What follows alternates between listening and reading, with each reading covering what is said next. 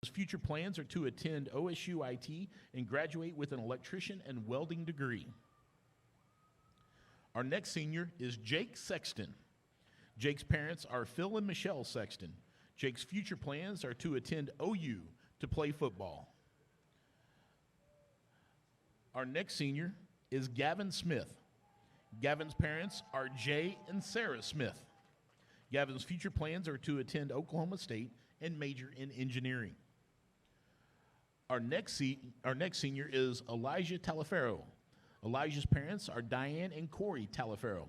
Elijah's future plans are to attend Oklahoma State. Our next senior is Landon Thomas. Landon's parents are Rachel Thomas and Tim Thomas. Landon's future plans are to attend college. Our next senior is Holden Van On. Holden's parents are Sarah Van On and Todd Van On. Holden's future plans are to attend Harvard Law and graduate at the top of his class. Our next senior is Matthew Chewy Wade. Matthew's parents are Barry and Tracy Wade. Matthew's future plans are to serve a 2-year mission for his church and then play Division I football and get his degree. Our next senior is student athletic trainer Cameron Daughtry. Cameron's parents are Shayna Daughtry and Stephen Daughtry. Cameron's future plans are to attend college and pursue a degree in physical therapy.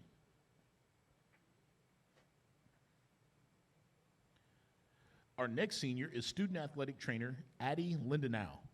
Addie's parents are Melissa and Jeremy Lindenau. Addie's future plans are to attend either OU or OSU and then attend medical school at OU.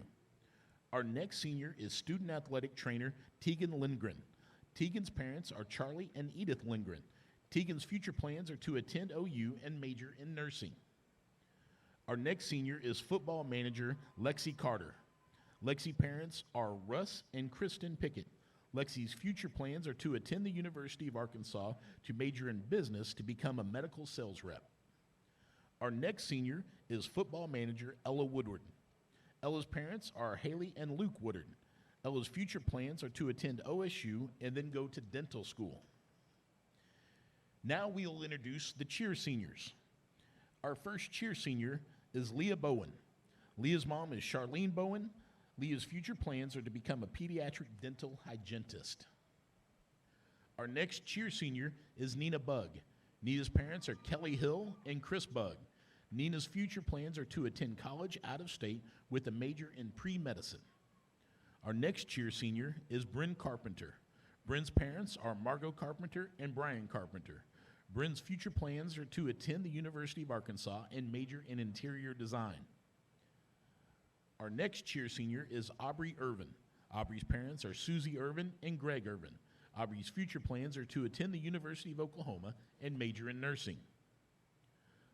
Our next cheer senior is Brooklyn Kohler. Brooklyn's parents are John and Alicia Kohler. Brooklyn's future plans are to attend the University of Oklahoma to get her business degree and become a real estate agent. Our next cheer senior is Allison Muser. Allison's parents are Kevin Kinney and Laura Weems. Allie's future plans are to attend the University of Kansas. Our next cheer senior is cheer manager Karis Baldwin. Karis' parents are Daniel and Kelly Baldwin. Karis plans to attend college and study business. Now we'll introduce our Palm seniors. Our first Palm senior and the captain of the Palm team is Macy Avedas. Macy's parents are Jana Avedas and Ben Avedas. Macy's future plans are to attend college and teach children's dance class while working as a dental hygienist. Our next Palm senior is Molly Gary. Molly's parents are Michael and Missy Gary. Molly's future plans are to attend either TCU or OU and become a dietitian. Our next Palm senior is Haley Herndon. Haley's parents are Edward and Sherilyn Herndon. Haley's future plans are to major in biology, pre-medical sciences at OU, then attend medical school to become an orthopedic surgeon. Our next Palm senior is Savannah Lynn. Savannah's mom is Lori Lynn. Savannah's future plans are to attend the University of Oklahoma to study occupational therapy. Our last Palm senior is Brinley Logan. Brinley's parents are Kevin and Darcy Logan. Brinley's future plans are to attend OU and Ole Miss, major in biology and pre-med. Please join us in celebrating our 2022 seniors for Deer Creek High School.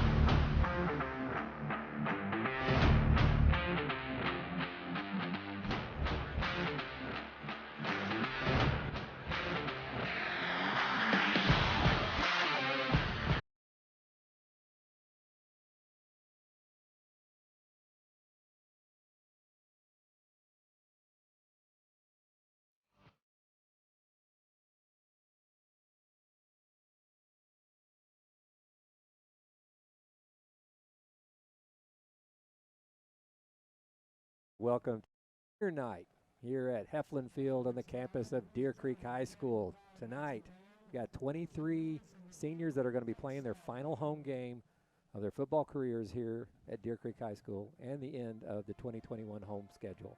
Antlers host the U.S. Grant Generals for the final game of this year.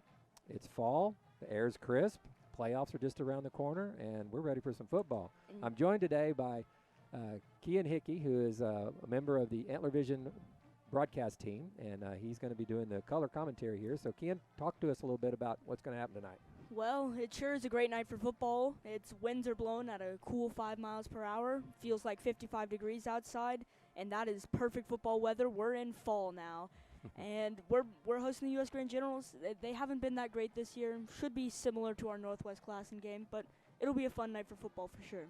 Yeah, the Antlers have clinched a playoff spot, and they're waiting to see who they will play next week. Unfortunately, we're going to finish third, it looks like, in the district standings, which means we're going to be on the road rather than hosting, which is what I know Coach Wade Stanley was really wanting to host a playoff game this year with the talent and with the team that he has. I mean, they've only lost twice, but unfortunately they were both to district number one and district number two, Del City and Stillwater, and both of those are in overtime. Yep. So very close difference between the first, second, and third teams in this district, and playoffs start next week. So yes, they do. So we're excited to be able to see how far this team can go. Now, their first round draw is not going to be very easy, from what we understand. I believe they're either playing Bixby or Booker T. That's exactly right. Two of the best teams in the state. So I believe the Booker T is hosting tonight up in Tulsa, and they are playing. They're the number 1 and the number 2 ranked team in the state in 6A Division II. So that tells you something about that division or that district. The winner of that game will be the district champion, and the loser will take on your Antlers.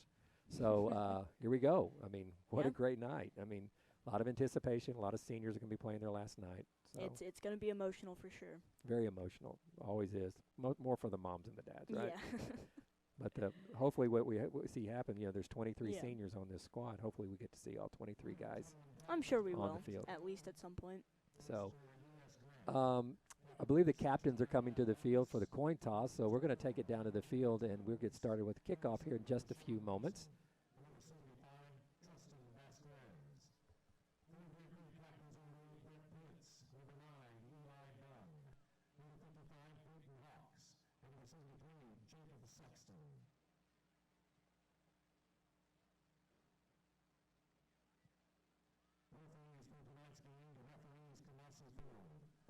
So we have the captains at midfield, Kian, and let's see, why don't you look up who our captains are? I think I know who they are. I know number 8's Pence. But let's talk about our referees tonight. Referee is Kamasi Ford. Our umpire is Steve Warner. Linesman is Mike Hatfield. Line judge is Eric Moss, and the back judge is Gordon Nelson.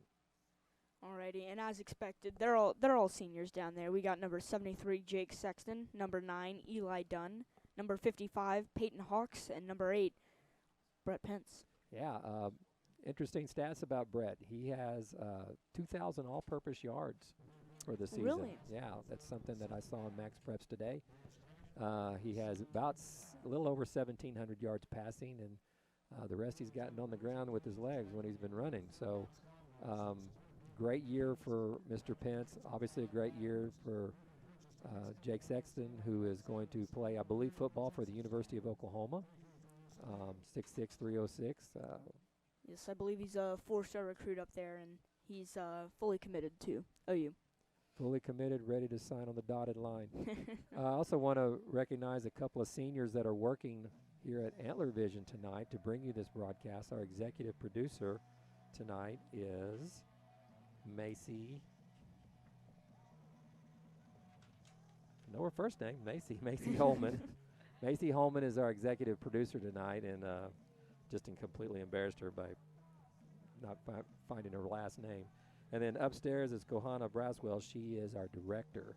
So we're both very appreciative of the seniors and the senior leadership that they provided for this program. It doesn't work unless you have people that are leaders, and that's what we have here. This program is obviously brought to you by Antler Vision TV. It's a student-run, student-driven program that is designed to give kids hands-on experience in broadcasting. So here come the Antlers. Out they come, yeah. And I'd also like to mention, a few of the seniors who weren't able to make it tonight. There were quite a few. I believe there were 3 or 4 who couldn't make it tonight, but we appreciate all the hard work done by the students here. Absolutely, and Kian, like I said, he's one of the many that do provide things like this. I mean, they do a lot of hands-on work in class. I know that they have a very, very nice studio. Here comes the Generals. Very nice studio to work out of, and things like this. I believe we're going to be doing some basketball games this year. Antler Vision will be doing some basketball games. I'm looking forward to doing those games. And we might get to hear a few more of the voices of Antler Vision. There we go. I believe there's a couple other students that would like to commentate over those basketball games. There you go. Good for them. That's great. Nothing like getting behind the mic, right? Right. Right. You're on. So the Generals come in having won 2 games non-district, and then they've won 1 game in district against Northwest Classen. So their record stands at 3-6 for the year. Their losses have not been pretty. We've noticed that over the last couple of weeks, especially. It looks like injuries have taken its toll on this team. They're down to 28 players, whereas a few weeks ago they had I believe they had in the mid-30s. So maybe some kids are hurt, and the numbers are just tough to be able to compete at 6A. And that really is a disease that plagues most teams. You see even in the NFL, teams getting absolutely destroyed by injuries. At this level, I believe it was Northwest Classen that had quite a few injuries of most of their starter players. So injuries are a real hindrance to most teams, and Deer Creek has been relatively lucky this year with injuries. They really have. I don't think I've seen any, really. I think I saw Dax Lewis on some crutches. I don't know if that was right or not. I believe I saw him on, and but that would be the only one that I know of that we are aware of. One thing about the Generals, and speaking about the Grant Generals, they've only got 9 seniors on their entire squad. They play a lot of sophomores, and there's a lot of freshmen. You see a lot of 9s on their roster, which means they're in 9th grade. Yeah. So they've got 9 seniors, and we've got 8 seniors starting on offense. So that gives you an idea of the disparity here that we're looking at. And they've been fighting all season, though. 3-6, it's not a bad record. It's not exactly what you're looking for, but it's not a bad record. And they've been fighting all season. They've been playing well. They really have. And so we're set for kickoff here, and our man Grayson Miller, Thunderleg, I think is what we nicknamed him a couple of weeks ago. Senior, 5'9", 190 pounds. He's going to be kicking off to the Generals to get this thing going. And our final broadcast of the football season and our final home game here at Heflin Field for the 2021 season. And a great way to showcase our first senior of the night, Thunderleg. So Grayson is taking his steps back, and he's getting ready to probably kick it out of the end zone, which is his norm. So we'll see if he can make a field goal here. We'll watch it.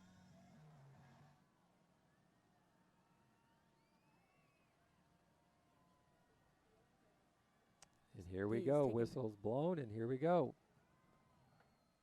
Line drive kick is going to get the same results. It's going to stop up right at the goal line and then trickle in. So 1st and 10 for the Generals as they take the ball on the 20-yard line. That's not his usual kick. He can usually put that further, barely hit the line. I think he was trying his duck hook draw. I think he's on the golf course. So we've talked about the defense all year long, Kian, that the defense has really been the unsung hero for this squad. Last week they go down to Lawton and completely demoralize and shut down a pretty good Wolverine team. So especially from those faraway games and one of the hardest stadiums to play in, that's a huge game for that defense to just absolutely shut them down. On the play, number 49, making a nice play, Denver Hanna, senior defensive end, gets in the backfield, knocks down number 8, Andre Martin, who is playing instead of the normal running back, number 5, Adam Charles. So he lost 4 yards on that play. And Denver Hanna hasn't really been talked about much this year, but he's had some great plays. He's getting sacks. He's getting in the backfield, pressuring the quarterback. So one of those players that's not really talked about much, but really has a big impact on this team. So second down at about 14. General's looking to pass. Number 12 passes. He kicks it out to number 6. This is Jeremiah Barkus, and he's brought down after about a gain of about 5. Tackle made by Maddox Canty there, and showcasing there was kind of one of the biggest problems here with this defense. They've been playing good all season, but they really struggle with wrapping up. They can get there, they can make the big hit, but not very often can they really wrap up and take them down. Yeah, they're good at swarm defense, what they call it, when you can one guy slows the runner up or the receiver up, and then the other guys swarm to it. That's usually pretty good. So we got 3rd and 9 here.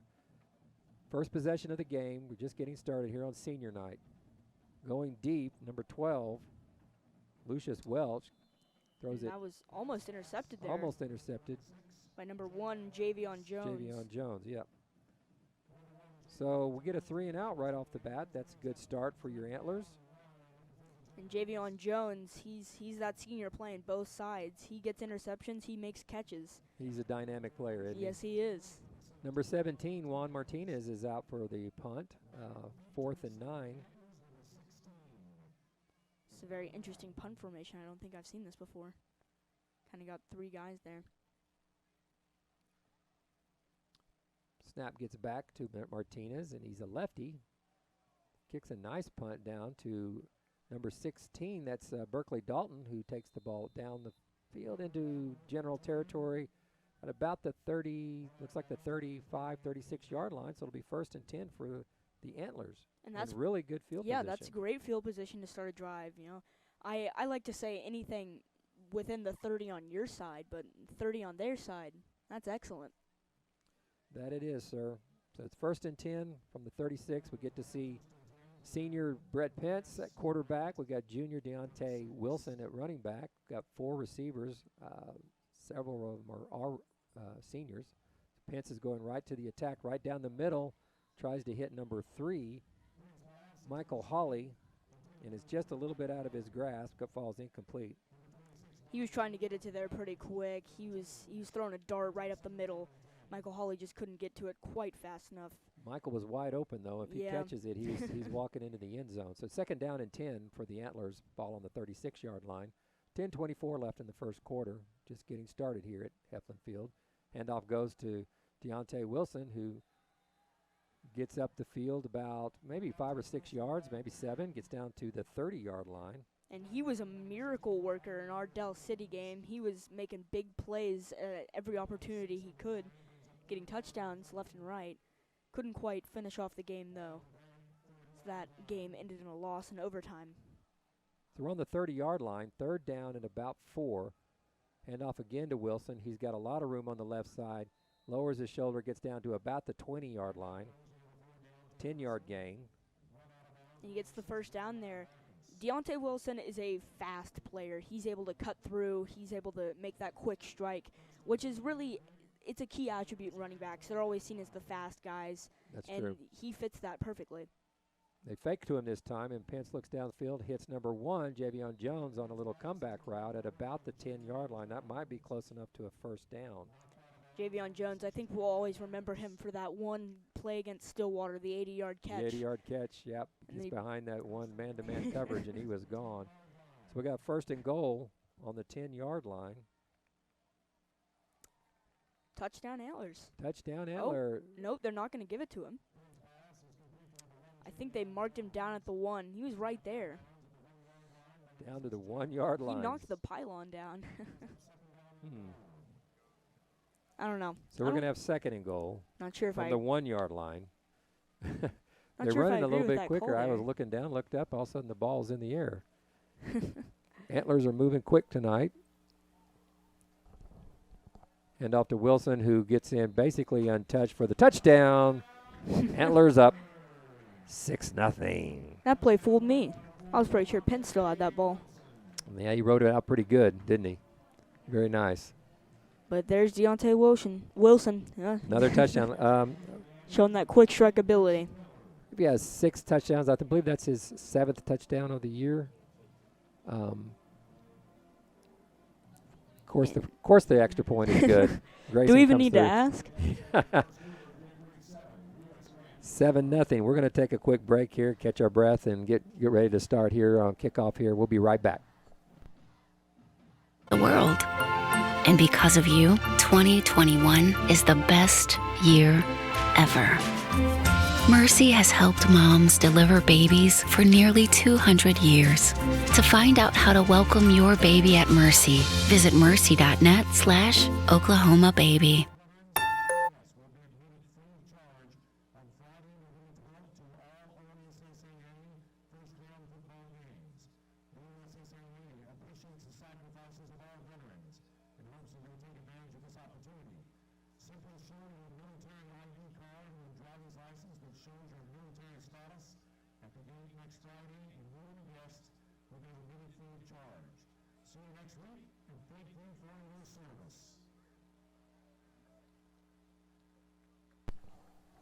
And we're back. Deer Creek scored on their first possession. They lead 7-0. 9:30 to go in the first quarter. Shocked there, Kian, at all? Not really. This is just standard Deer Creek offense. They've been playing great all year. They really have. Drove They've put down, a lot of points up. scored. You know, they've got that 70-point win, kind of skewing things, but still, without that, they're still scoring almost 5 touchdowns a game. At least 30 to 40 points a game without the 70. You put the 70 in there, then you're looking at well over 40 points a game. Guess what? What? Grayson kicked it out of the end zone again. No way. No way. I wouldn't believe it. Right? Beautiful thing. Guy is consistent, if nothing else. He guy can kick the ball. All right, here we go. Grant's ball, 1st and 10 at their own 20-yard line. And we'll see if any of these running backs can show out. I see a couple marked on this roster here. They're key players, so we'll see what they can do here. Quick pass out to number 6. Javion almost got him wrapped up, but he slowed him down. This is the swarm tackling we were talking about. Javion slowed him down enough to where the other guys could catch up, and they were all over him like the proverbial rat on a Cheeto. And it was a completion, but he actually lost yardage there. And sometimes with those kinds of plays, you got to wonder, do you even throw the ball? There's clearly like 3 guys up the field in front of him. You got 1 blocker. You get rid of that ball. Correct. You are correct. So 2nd down, and it looks like about 8:55 to go here in the first quarter. Grant's second possession of the evening. Looks like we're going to get to him. Got to him, number 22. Joseph Davey, Joe Davies, another senior, 5'9", 174-pound outside linebacker, got to him first and brought him down for the sack. Looks like we're trying to show off all of our seniors tonight. Absolutely, that's great. And you love to see it, you know. Those seniors, they love to get their spotlight. So nice sack there by Mr. Davies. So we got 3rd and 14 coming up for the Generals. Pretty far back here. 4 wide receivers out, 2 to the left, 2 to the right. Lucius Welch is the quarterback. Again, he's looking, not tonight, my friend. What a rush. That was a great bull rush by number 49, Denver Hanna, another senior, and another sack. That's his 2nd sack of the game. He bull rushed in there. He got to him quick. I don't even think the quarterback had a second to think. Loss of 5 again. That brings up 4th down and about 20, it looks like. And that's another 3 and out for this U.S. Grant offense. So they're going to punt it away. Number 17, Juan Martinez, is set to take the snap. Ball gets back there. The lefty kicks it. Almost got to it, and it went straight in the air. And it looks like we're going to get about the same field position we had to start the game on about the 36-yard line on the punt. Got a little bit of a bounce, but he kicked it sky high. I wonder how many times this season I've gone, ooh, right as they've almost blocked a punt. I can attest there were several times. It looks like we're going to be on the 36-yard line. So Grant's not helping themselves by not having an effective kicking game to be able to at least kick them out of the deep field position they're in. So it was about a 30 or so yard punt. After then we get one running on late. Not bad for where they were, backed up within their own 10. Wilson takes the ball down the left side. He gashes through the left side, and he's still running. He's down to the 20. Looks like he got out almost down to the 15. Great run. That lightning the before junior. the thunder. The junior gets down to the 15-yard line, pickup of 21. And I love talking about Deontay Wilson's speed. Once he gets out of there, he's gone. One man ahead of him, he was able to push him out of bounds, but that's a huge gain there for Deontay Wilson. And he had just had an escort there. I mean, there was about 5 blue shirts in front of him and no white shirts anywhere to be found, and he was running for quite a while before anybody even got close to him. Wilson goes in motion this time. Quick out route. Goes right through the hands of number 16, Berkeley Dalton, the 5'9", 164 junior, who's been very consistent all year. He's he's the second leading receiver on our team with only 6 games. He's only got 6 games in, so I'm not sure if he's been injured or what, but he is our second leading receiver on. He's joined by Gavin Smith, senior, to the right. Number 3, Michael Hawley is to the left with Javion Jones. Throws it up. Pass intended for number 11, Gavin Smith. That's his second pass of the game where he's just put a little bit too much heat on it, thrown it over his receiver. And I believe there was a little bit of that on the last play too with pass to Berkeley Dalton. So yeah, he threw it like a fastball, and you know, with the air a little bit drier, a little bit cooler, receivers' hands aren't as tacky as they normally are, and they're more slick. And we're also the ball will go right through their hands a lot of time. Used to a lot more wind here, so only getting 5 miles per hour in Oklahoma is kind of a blessing. So, are we in Oklahoma? What's that? That's not even. Looks like we have a penalty on the play. Personal foul. Looks like hands to the head against the Generals, so that's going to definitely help our cause. And that's been a good help to Deer Creek all year. We haven't had too much penalties. We've been getting in there, but defenses a lot against us their penalties have saved us. We're able to get people to jump, and we do it well, but just in general penalties. So we're on about the 8-yard line, 7 or 8 yard line, in between the 7 and the 8 yards. So we're about third, 2.5. That was half the distance to the goal. And there's a touchdown to number 11, Gavin Smith. Another senior out there. Another senior. 6'3", 173. He's pretty tall. Probably an amazing target out there for number 8, Brett Pence. He finds him there. 6'4" to 6'3". I mean, 6'4" firing a fastball to 6'3". I mean, they're on the same plane there, you know. Great pass, great catch by the senior. 2 seniors catching, working together there. Terrific job. And out comes Grayson Miller. Puts it up, and it's through. I mean, we've kind of predicted this at this rate. How that often? we have. I mean, he's pretty predictable, isn't he, bud? Yeah.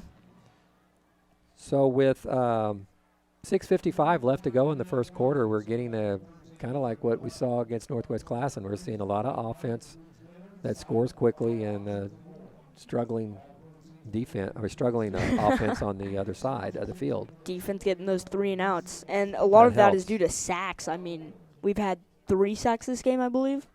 One was a tackle for a loss, and then I believe 2 of them were sacks. But yeah, With Davies got to the quarterback once, and then I believe Denver Hanna got to the quarterback once, and then he got the running back in the backfield on the first play of the game.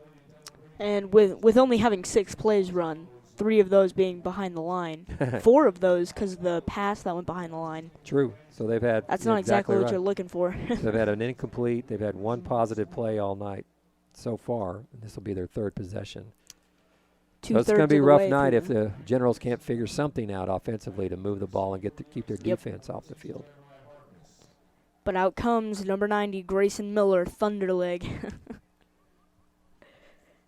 We'll see if he can put it through the end zone once more. Yeah, basically the kickoff team is the wind sprint team. They're not doing much. They're just sprinting down the field a lot of times.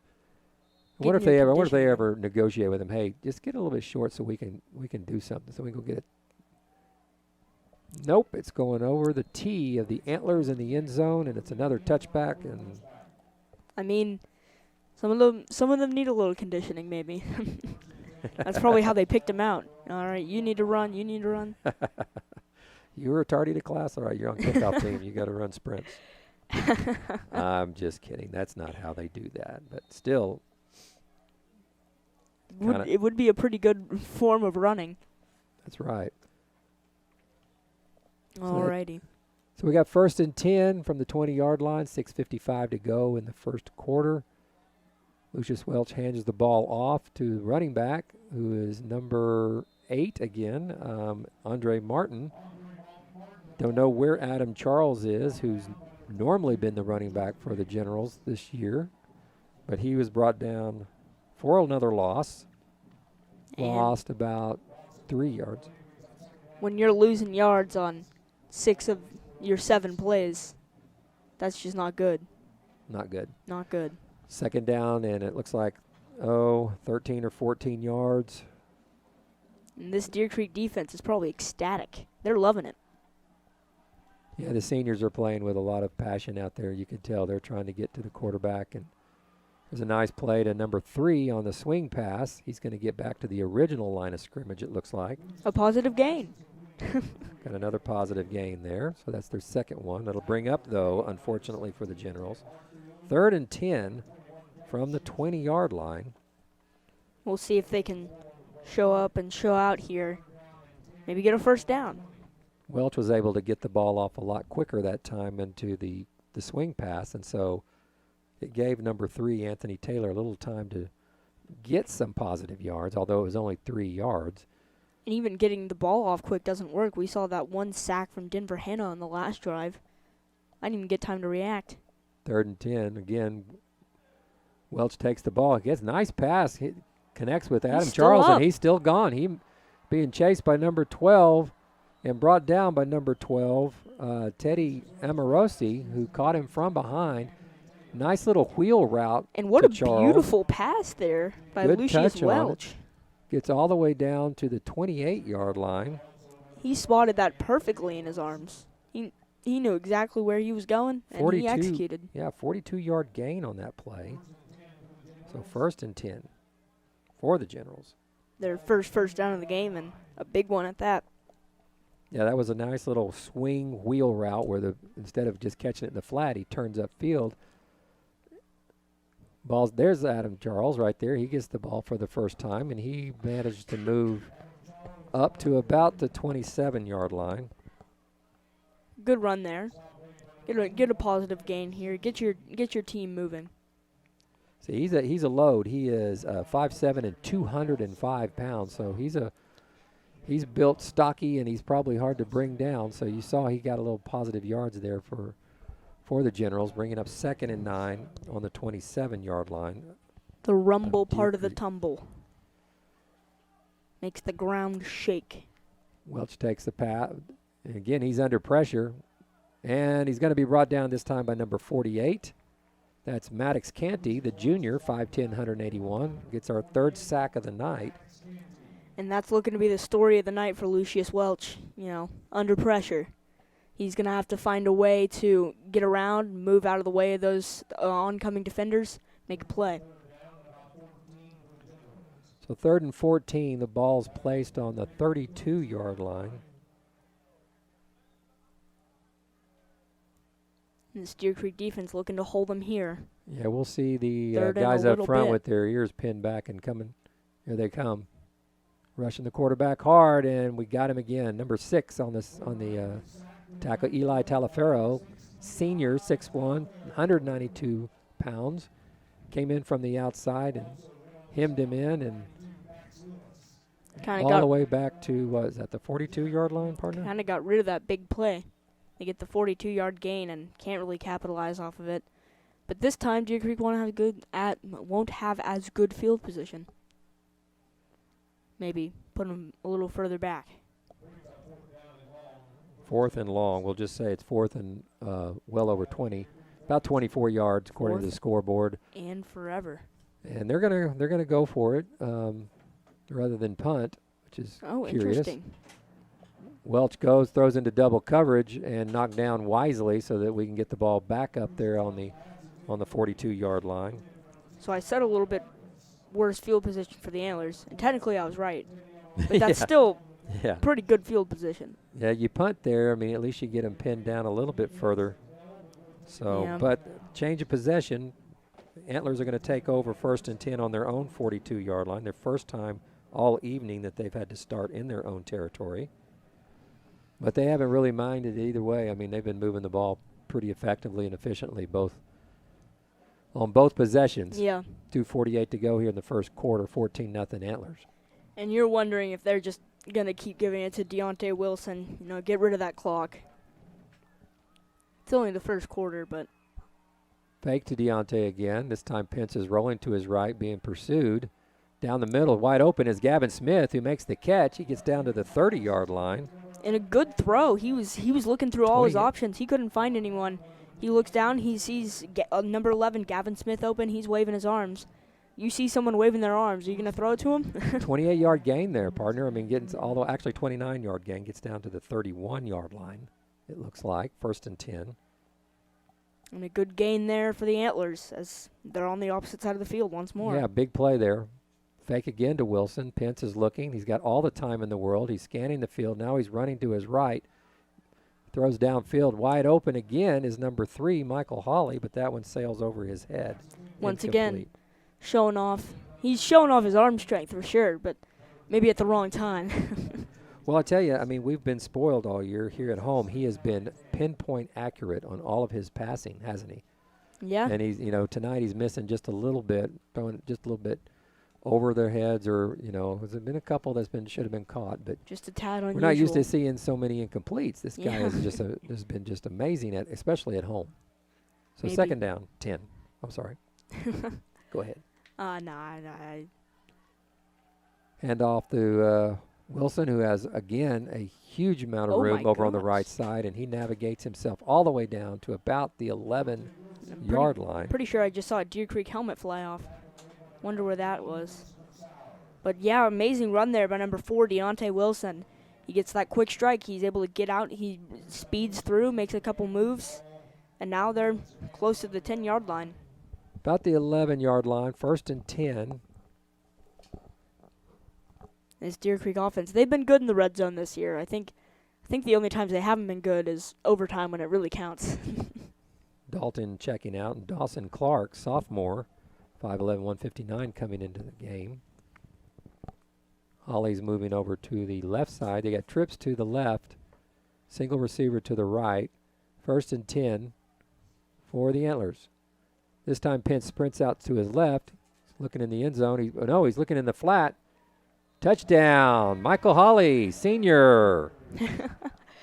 5'7", 161 senior gets that touchdown pass. They're really loving passing inside the 20 here. I mean, it's not really usual with passing. You don't really see it that often inside the red zone. But Deer Creek's loving it this game. That's their third passing touchdown, I believe.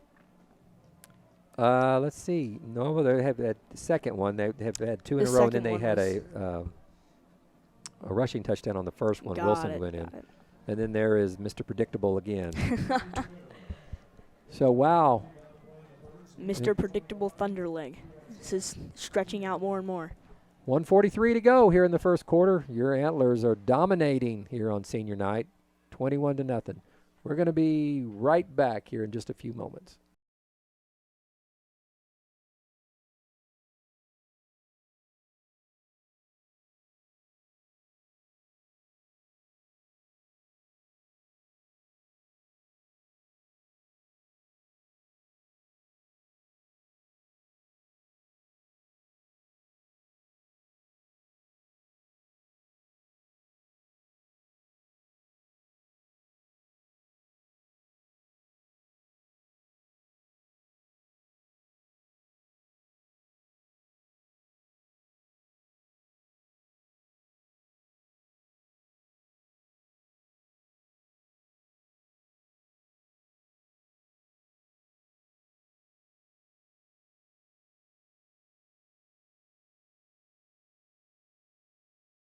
And we're back here at Heflin Field, home of the Deer Creek Antlers, for senior night 2021. Minute 43 left to go in the first quarter. Antlers are leading 21-0.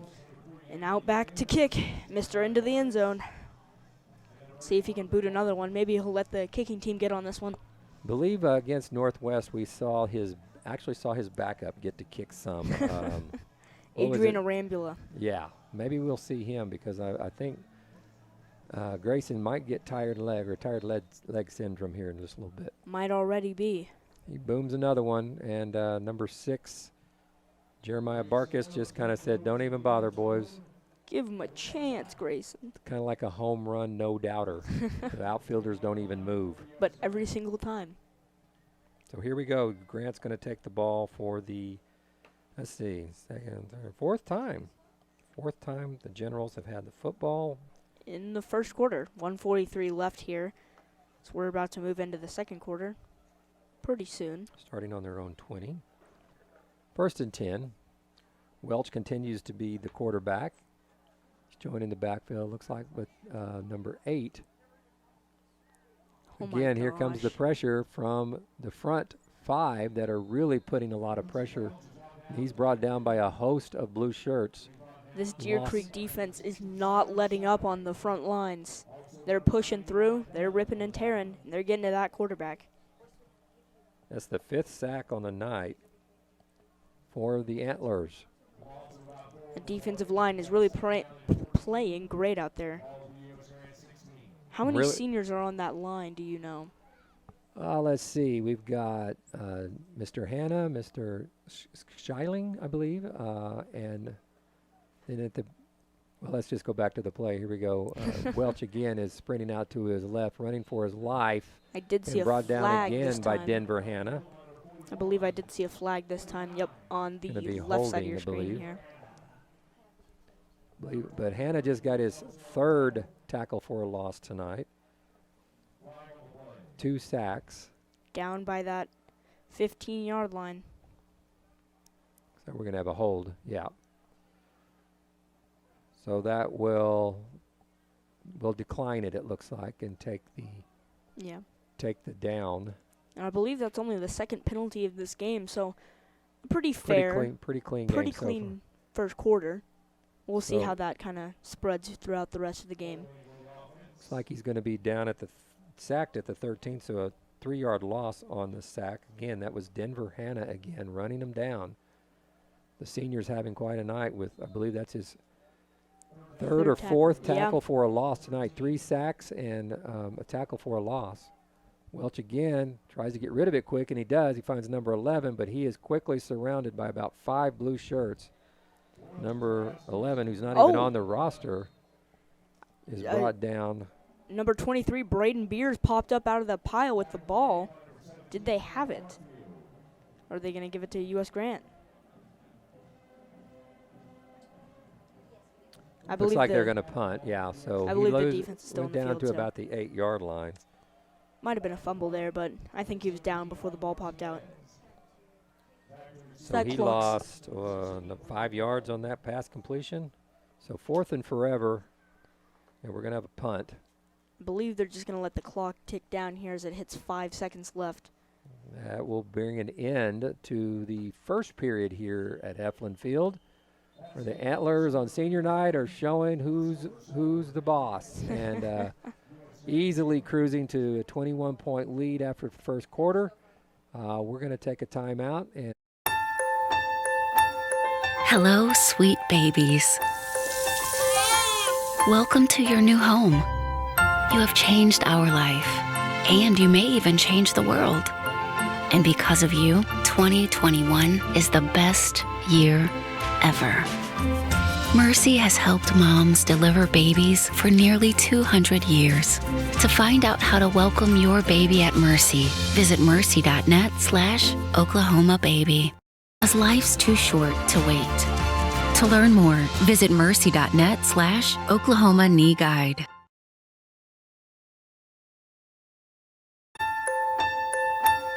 Hello, sweet babies.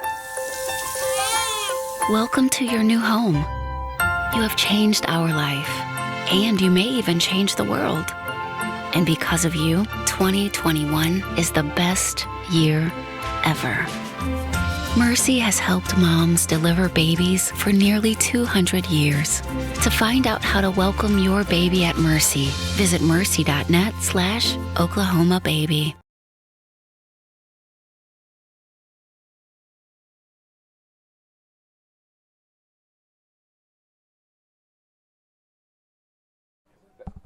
And we're back to the start of the second quarter.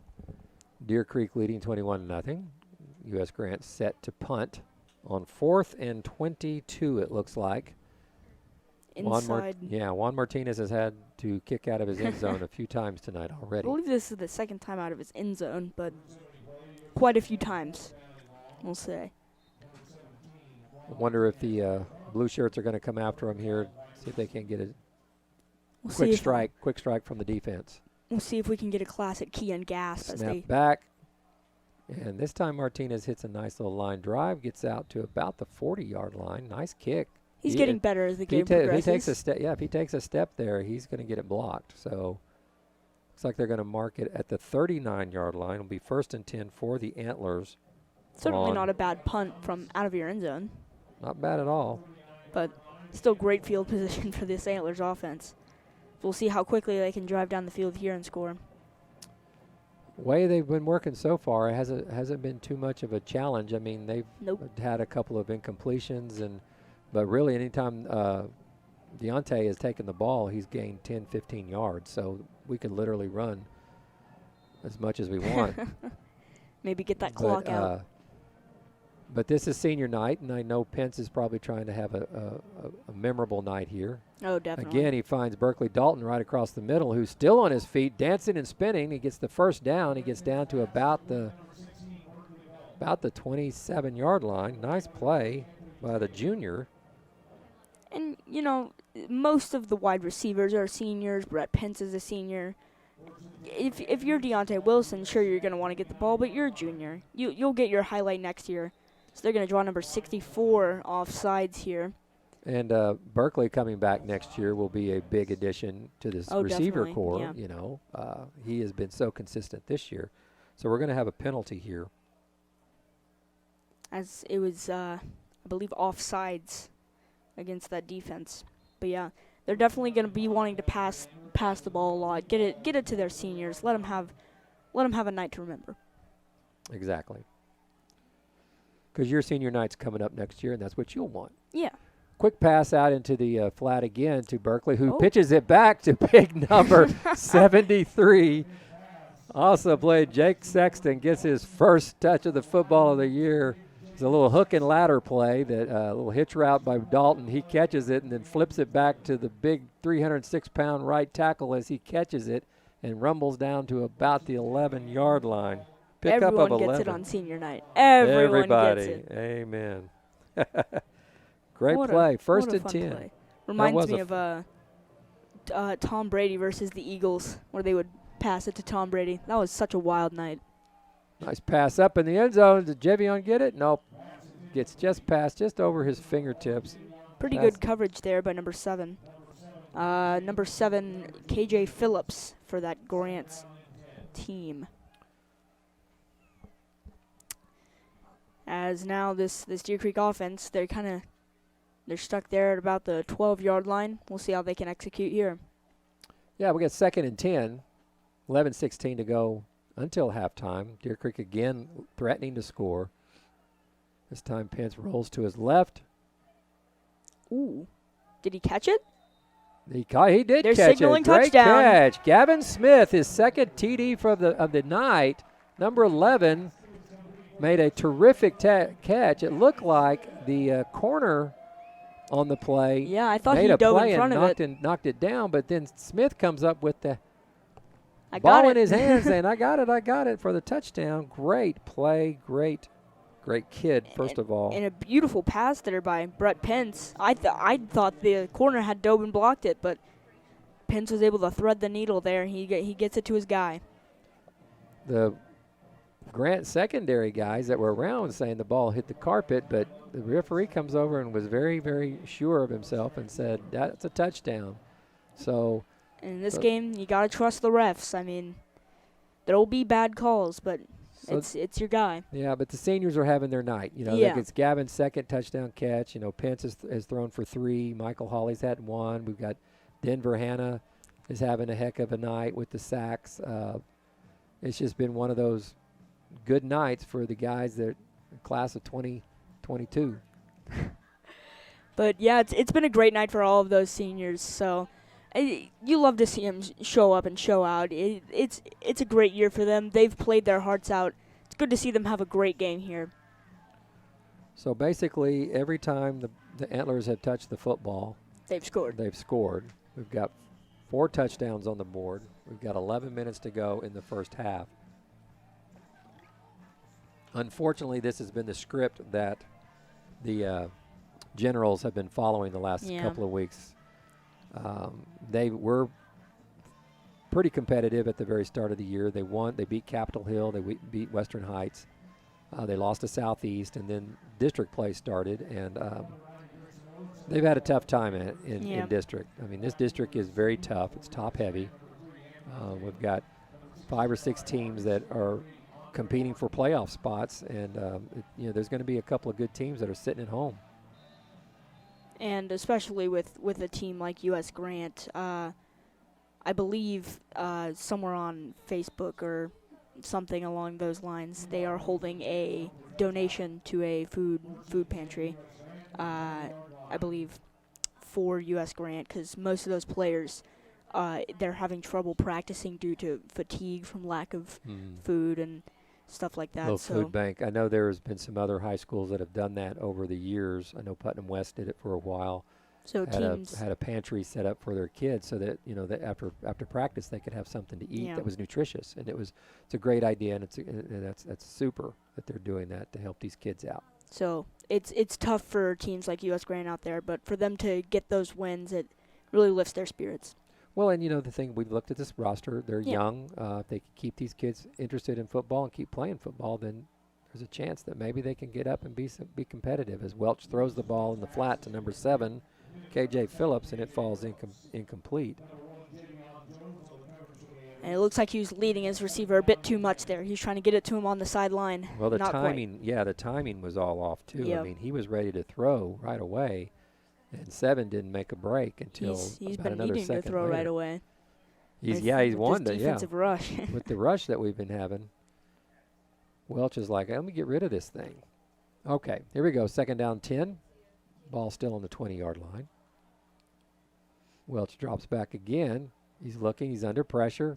Throws the ball over number 6, Jeremiah Barkis's head. He was covered well.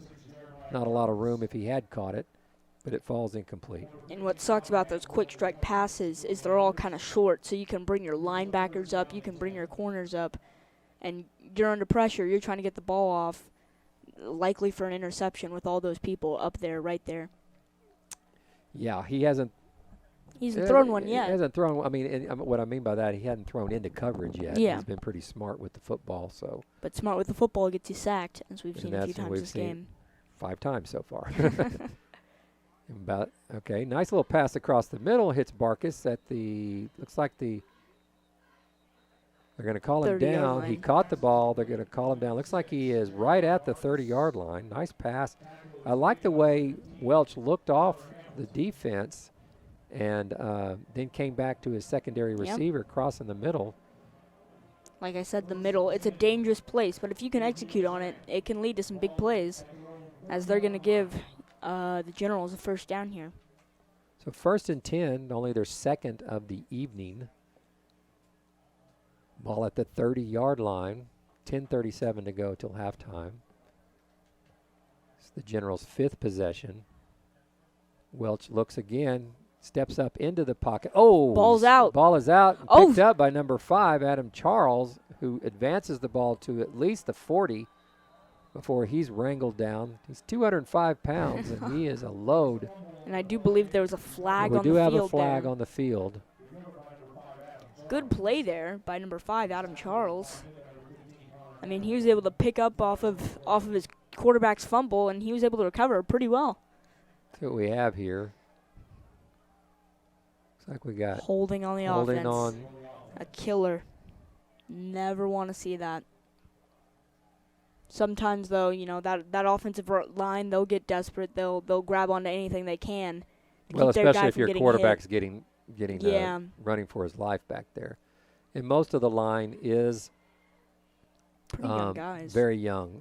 We see a lot of sophomores, and there's a couple juniors. There's no seniors, I don't think, on the line. No, the center is, I believe. So 1st and 21 after the penalty. The ball goes back to the 19-yard line. Good Pass pass across up the the middle, almost picked off. Almost picked off by number 18, Carter Knotts, junior, 6 foot, 166-pound defensive back. Made a break on it, laid out. He was kicking himself after that, but if he had caught it, it would have been an amazing catch. He dove for that one. I think he was fully horizontal at least one point. But I wouldn't be kicking myself after that. It would have been a good Great play. effort. It But was a great effort, and that's what the kids have been showing tonight. It's Yep. great effort. So here we go. 2nd down, 21. Ball on the 19-yard line. And we have someone jumping again. Got false start. are they going to call for? I didn't really see who jumped there. Might be Leave on the the. right side of the line. We'll see. They're discussing down there. False start on the offense. You got to watch the ball. So that's going to push him back way far. So that's going to make it 2nd and 25. Oh, 26. How is there 26? There's an incomplete pass. There's the The whole penalty, they mark it from the spot of the foul. So spot of the that's a foul. Got it. Quick pass out to the flat. Nice play to, looks like number 6, Jeremiah Barkus. He gets a few yards. Good pass there. You're just trying to get your offense going at this rate. You want your players to come out there. You want them to have fun. It's not much about winning here anymore. So we're going to have 3rd down and about 22. At about the 18, I believe. Yeah. So out comes this U.S. Grant offense. So 3rd and long. 9:37 to go now as the clock's running. Welch again, 3-step drop, kicks it out to Another the flag. outside. Again, number 3 makes a nice catch, Anthony Taylor, and he gets back up to about the original line And a of scrimmage. Good play, but probably going to be killed by flags again Another here, as I penalty. saw another thrown. As said, it was a clean first quarter, but right now this drive is killing them. Yeah, and a nice little pass out there to number 3, Anthony Taylor, who has been the spark tonight. He made a nice, I believe it was 42-yard Yep. play earlier in the game. He's been trying to keep him going, but they're going to move him back further. Yeah, they're going to have to move him back half the distance to the goal. As I believe that's going to be at the 7-yard line. Yep, 7-yard line. Holding once more, as that's going to make it 3rd and forever. About 32, I believe. 32 or 33. It's a long way. Let's just say, folks, they got to get to the 40-yard line for a 1st down. And they're on the 7. And they've had, So- this drive alone, they've had 3 penalties. They've moved the ball a little bit. They had that nice little crazy play where Welch lost the ball. But then Ooh, he bobbled it there for a second. Anthony Taylor is fighting for every yard he can get. Nice little play there for number 3. And On is the he completion. fighting hard? He's pushing as farther as he can. Because that's going to make it 4th and about 23 or so. So, good gain of about 10. Not bad at all. Not bad. 4th and long. They're going to bring out the punt team. Probably a smart choice here. Bringing back number 16, I think that is Berkeley Dalton to receive here. And Juan Martinez will be kicking again for the 5th time. Actually, no, they went for it on a 4th down. So this is his His 4th time. 4th punt. And gets it off the left footer. Gets out to about the, boy, that's a great bounce. Yeah, that's Won't go out of rolling. bounds, and it keeps rolling. Goes all the way down to the Deer Creek 37-yard line. Nice punt by the youngster. Senior. He's a senior, so nice punt. And this is the 2nd possession of the game for Deer Creek, where they're going to start on their side of the field, but still around where the 40. Is that a flag on the field I see? Yeah, flag on the play. Another penalty. Top right corner of your screen, up by the 40-yard line, or on the 38, where the ball was downed. Not sure what they're going to call here. Like we had unsportsmanlike conduct against the Generals, so that again is going to just. Yeah, it's not what you want to see here.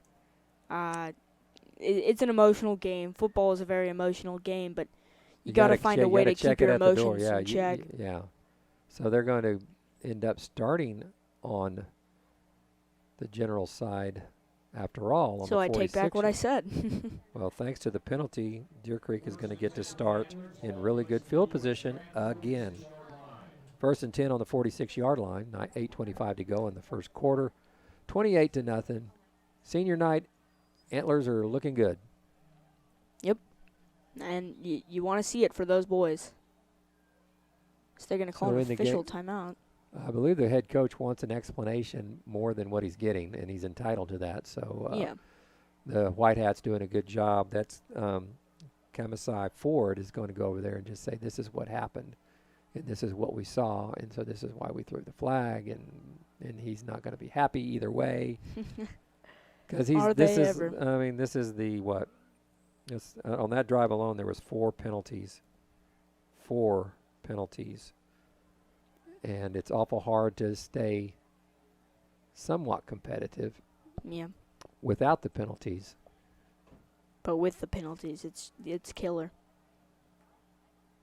And I understand that coach's frustration. His kids are trying, and they're trying to do whatever they can to make sure they can give themselves some sort of competitive advantage. And sometimes it's not in the rule book. So again, Pence looks downfield. He's going to throw the ball. It hits Jevion Jones right there. He's got a lot of room to work. Still on his feet. Gets down to about the 28-yard line. Pretty good hit there by number 5, Adam Charles. He's the running back who also mans middle linebacker over there, 5'7", 205. Pretty big guy. You never want to be hit by those. Nope.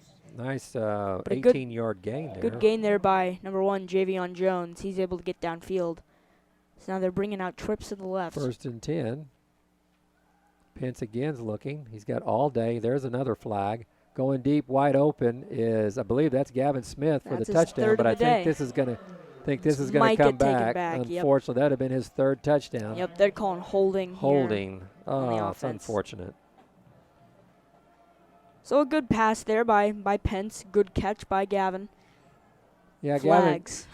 Gavin is 2nd in the team in yards per catch behind Javion. He's also had an 80-yard touchdown against Santa Fe earlier in the year. Love those 80-yard touchdowns. So we're going to move it back because this is going to be a spot foul, and it's going to be quite a ways back to, looks like the 44-yard line. As still pretty good field position, about first in a while. So that's, not even going to try and count that. Oh, high pass there. Threw that one a little bit too high. To Javion Jones. Looks like they're trying to spread the love here tonight. Get it to everyone. They want all those seniors to have a shot. So that'll bring up 2nd and 32 from the 44-yard line. So that tells you where they were. We need to get down to the 18-yard line for a first down. Give the ball to Wilson, and he's got lots of room. He's still moving. He's on the right side. He's on the sideline, and he's still going. Hasn't been brought down. Gets down all the way. He got a lot of the yards back. He didn't quite get the first down. He gets down to about the 22, 23-yard line. And the great thing about that one was watching him stop and be able to scan his surroundings, even while he was downfield about 10 or 15 yards. True. So that's going to set him up with about 3rd and 10. Oh, the chains are moving. What's going on here? Not sure what happened. Maybe the chains got all skewed? Maybe, but it should be about 3rd and about 4. Yeah, I take that back. It's about 3rd and 4. They're going to give it to Deontay once more. And he's going to get in the end zone easily. Oh, he stepped out of bounds. He was tiptoeing a little bit towards the end of that drive. He lost his balance just a little bit, but that's a heck of a run and a gain. I would say they're going to keep that clock running, but he went out of bounds on both plays, so that clock is stopped around 7 minutes, 36 seconds left to go in this second quarter. So he's basically in 2 carries picked up 40 yards. So nice job by the junior. Great running here. As now they've been loving the red zone passing, so we'll see what they do here. There he goes. He's looking again. Back Wide corner is open. open. Nobody. Pence is scrambling. Guy, there he is. Pretty sure I just heard someone shout from the crowd, back corner. So I think everyone saw that except for Pence. The ball was intended for Gavin Smith, and it was just tipped before hit his hands, and it bounds out of bounds. He was able to thread the needle Or the an first incomplete. time, but not this time. Second and goal from the 4. Yeah, he was standing in the end zone. You and I both saw that. He was standing in the end zone wide open, just kind of waving his hands. And the one man from the crowd saw it as well. Did a little crowd noise there on that one. Yep. As once again, I think they're going to try the pass here once more, as yep, they do. Another pass to Oh. Javion Jones, and a similar pass that he tried before. They just haven't been able to execute on that. And we'll see if they try it once more. So they were doing perfectly fine on the other side of the field, but we switched sides and can't really get that passing going here. So we got third and goal, ball on the 4-yard line, 7:22 to go. 28-0 Antlers. Their 5th possession, looking for their 5th touchdown. Oh, Quick pitch out to Wilson, who's going to, this time he's going to get in very easy. and I think Pence was expecting him to run straight up the middle. I don't know what It looked like happened it was there. a run. It looked like an RPO, run pass option, but He went immediately to it, and I don't really know what happened there. But Deontay Wilson gets it in. And little miscommunication, but hey, That's it's all that good, counts. all good. He got the pitch, and he gets into the end zone easily for the touchdown. as out comes number 90, Grayson Miller, Thunderleg, Mr. No Doubter. And he's just we going to... bet he better not miss it now when we jinx him or something like that. It's but the commentator's jinx. yeah, it always That happens. is a real thing. Yep. Ball's Well, down, kick is up, line drive, bullet right through the middle, and it's good. I thought it was going to go to the right for a second there. I was like, no way. But nope. He punches it through.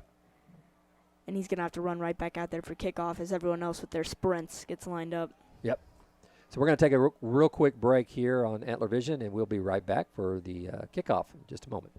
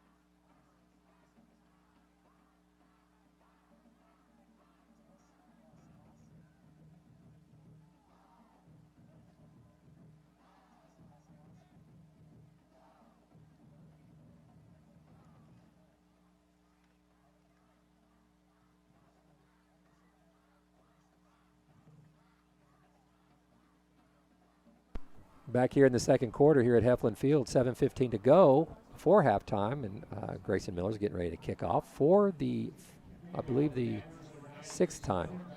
5 I've touchdowns lost in the count. opening kickoff, right. Nice high kick. This looks like they can maybe return it, and they do. It's a drop miracle. it, pick it up, and nowhere to go. Probably ended up worse for them. These kickoff guys have had so much conditioning, they've probably gained a little bit of speed. They fired down there.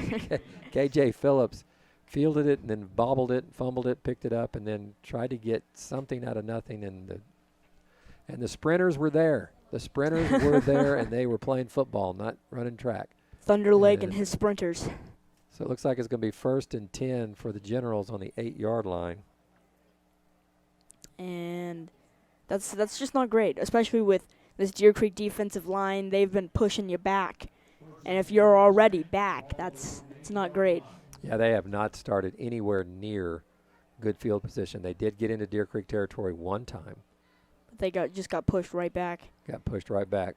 pass down the field. It looks What? like the guy was maybe supposed to go deep, but he stopped early on a comeback, and Welch got rid of it. 30-yard line looked pretty open there, apparently, huh? Looked pretty open, wide open. So this is tough. This is tough for the white shirts. These guys out there, they're still Yeah. competing. They're still trying to make something good happen, you know, Yep. give them something to carry into halftime. So our guys are playing good football, though, and that's to their credit, our credit as well. The seniors are playing well. And And, Grant is fighting as hard as they can. You got to respect those guys. gotta Those respect guys. that, to absolutely. What Ken. they play through. Absolutely. So 2nd and 10. Oh, Quick there's pass Denver again. Hannah They're once going back more. to what was probably what they were supposed to do Last time. last time, and the ball falls incomplete again. A lot of contact there. Denver Hannah hit him as he threw it. And that was a hard hit, too. So there's a flag down at the 5-yard line. You got to. I'm wondering if Another it's penalty. roughing the passer here. That was a hard hit there. Immediately after he got rid of it. I don't know what. Looks like he's trying to find his whistle. Dead ball, unsportsmanlike conduct against the Generals again. And they had that earlier, and it was probably a little bit scrapping after that hit by Denver Hannah, and we talked about this. It's an emotional game. It's an emotional game, but you have to keep those in check. You have to know your boundaries, and you got to be able to contain it. Absolutely, partner. You're exactly right. So we're going to have 2nd down and 14 now. That play 4-yard line. on the 4-yard line, so that last play didn't count. Ball. Is So you when don't you want have to be the- pushed this far back, really. You know, the referees have to document the unsportsmanlike conduct, because if you get 2 in a game, you're gone. Yep. So it's kind of like in basketball. You get 2 technical fouls, you're gone. So they have to document who the foul was on, who the penalty was on here. So So this clock has really check barely it. That was a moved on dead this ball drive. foul. So this is actually 3rd down. 3rd down. He just can't find his receivers today. But that clock has barely ticked on this drive. I think it started with 7:15, and now we're only at 6:45. So They're passing every down. They've got 3 incomplete. So 4th and 14 coming up for the Generals. Not a lot of things going their way They're gonna tonight. bring out the punt team. And I just with that last play, I would think that the coaching staff had an argument for some sort of obstruction or pass interference. But the ball didn't get there, so it's kind of hard to call pass Yep. interference if the ball's not going to get there. If it's uncatchable, you can't make the call. I don't know if that's a rule in high school per se, but I do know that that's got to go into the judgment of officials as Martinez kicks again. Number Bobbled it. 13 makes the Bryson Bryant, 5'6", 142-pound wide receiver junior, fields the ball out at about looks like the 31-yard line. And I think I saw number 54 almost dive on that ball, but there's no 54 in my roster, so I'm going to go with 64 here. Arnold Ortiz. He tried to dive on it after it was bobbled there. Couldn't quite get to it as Deer Creek gets back on the ball. So we are getting ready to start our possession in the general side of the field again. So we got 1st and 10 on the 31-yard line. We're not We going to have a love lot of total offense tonight because we haven't had to go very far. Those points are going to be through the roof for the total offense. It's going to be Number 7 that in high. at quarterback now. Passes out to number 32, Mason Miller, who's going to get all the way down to just about the 7-yard line. Nice play by the new quarterback. number Bryson 7, Rouse. And I know we did this during the Northwest Classic game. We let a few of the younger guys play, and they showed out. But I think this game's about the seniors, so I'm kind of iffy on this decision to let some of the non-seniors go in there. Well, the playoffs is the bigger picture next week, and if That's true. you don't want someone getting hurt in what I don't want to call a throwaway game, but a game touchdown. Oh, we were just Deontay talking. Wilson, we're just talking number 4, away, Deontay Wilson. Yeah. So about an 8-yard touchdown run by Wait up Deontay. a second, antlers. But yeah, you want to make sure you're healthy for next week. 100%. Especially I think against the with passing those was, tough games. You're exactly right, and I think the passing was intentional to keep, Pence sharp, throwing a lot of reads, a lot of routes, Yeah. looking for a lot of different things that they're going to need next week when they either go Definitely. to Bixby or Booker T. Washington, either the number 1 or the number 2 ranked team in the state. You Well, love to either hear way, it. You love to hear whoever it. it is will be the number 1 ranked team in the state, because if Booker T knocks off Bixby, they will go up to number 1. Yep. If Bixby wins, they will remain number 1. So here we are, 6 minutes, 30 seconds left in the first half, and we're up 42. And nothing. halftime can't get here quick enough, I'm sure. The second quarter feels like it's drawn on forever. There's been a lot of passing on the Grant side, so. And the Antlers just hit them quick. So Well, we haven't had far to go. I mean, Yeah. We've started, let's see, we started on the 36. We started on the 36 again. We started on our own 42. We started on their 39. We started on their 46, and we just started on their 31. 2-play drive for a touchdown, 31-yard drive. So not getting a chance to get the the clock total away. yards are going to be around 200. You'd think with 42 points on the board, you'd have 300 yards total offense already, but Not really. Grant hasn't been able to get themselves out of trouble field position wise, and so it's been slanted the whole time. Yep. Deer Creek has constantly been had the field position advantage, right? Except for that one drive where they which was still good field position, but at our own 42. Yeah, we haven't had to go 42-yard line. Our own 42. Every coach in America would want to start a drive right there. Exactly. Absolutely. So, while it's not on the other side of the field, still absolutely phenomenal. So Grayson's going to get to kick again. Mr. Thunderleg. Last time he didn't put it in the end zone, so we'll see if he switches it up this time. He's having to kick a lot, though, because Maybe a little leg fatigue. this is his 7th kickoff of the game A lot of them. and his 6th Yeah, PAT. this is returnable as well. Nope, number 3 doesn't. Oh, That's still a live ball. did Deer Creek I fall believe- on it? Looks like Deer Creek's going to get it on a Oh, my gosh. effectively a fumble, but the ball never went into the end zone. And number 3, Anthony Taylor, was just like, Not your normal onside kick, I will say that. so if things couldn't get worse for the Generals, they just can't seem to find a break anywhere. They keep saying, well, it can't get any worse. So they get the ball on Finds a the way. 8-yard line. Rouse is coming in at quarterback. Number 32, Mason Miller, the 6', 202-pound sophomore, is in the backfield. We've talked about him a little bit this year. He's the thunder to Deontay's lightning, so Looks like we've got some new receivers out there. timeout here. Timeout, U.S. Grant. So I'm sure Grant's going to want to know what just happened out there. I think from where I was seeing, what I saw was that the ball bounded and then it kind of bit backwards, like a golf ball on a green sometimes, and it never entered the actual end zone. And so Which was that's a a bit live ball. It's a live ball until it goes and it crosses that white line. Once it crosses that white line, it's a dead ball. And it was just an excellent kick there by Grayson Miller. He put that basically right on that line, made it to where it bounced backwards, and you really can't read that. You can't tell which way it's going to bounce while it's in the air. Yeah, So. and that's a great point because, the Grant receiver assumed it was going to go into the end zone. Yep. It doesn't. And all of a sudden, panic hits, and he can't pick up the ball because the panic button is being pressed. And here comes the blue shirts, and you got a loose ball. And He touched it. so number 69 recovered the ball. I think at that point you'd rather just let it be inside the 5 than give them the ball inside the 10. The PA just said it was Victor Osmundson, senior, 6'1", 214 pounds. Okay, here we go. 1st and goal. Ball is on looks like the 7-yard line, not the 8, the 7-yard line for the Antlers, looking to tack half 100, almost half 100 and a half. Ball goes to Miller, who goes up the middle. He's tough to bring down, and he's brought down at about the 2.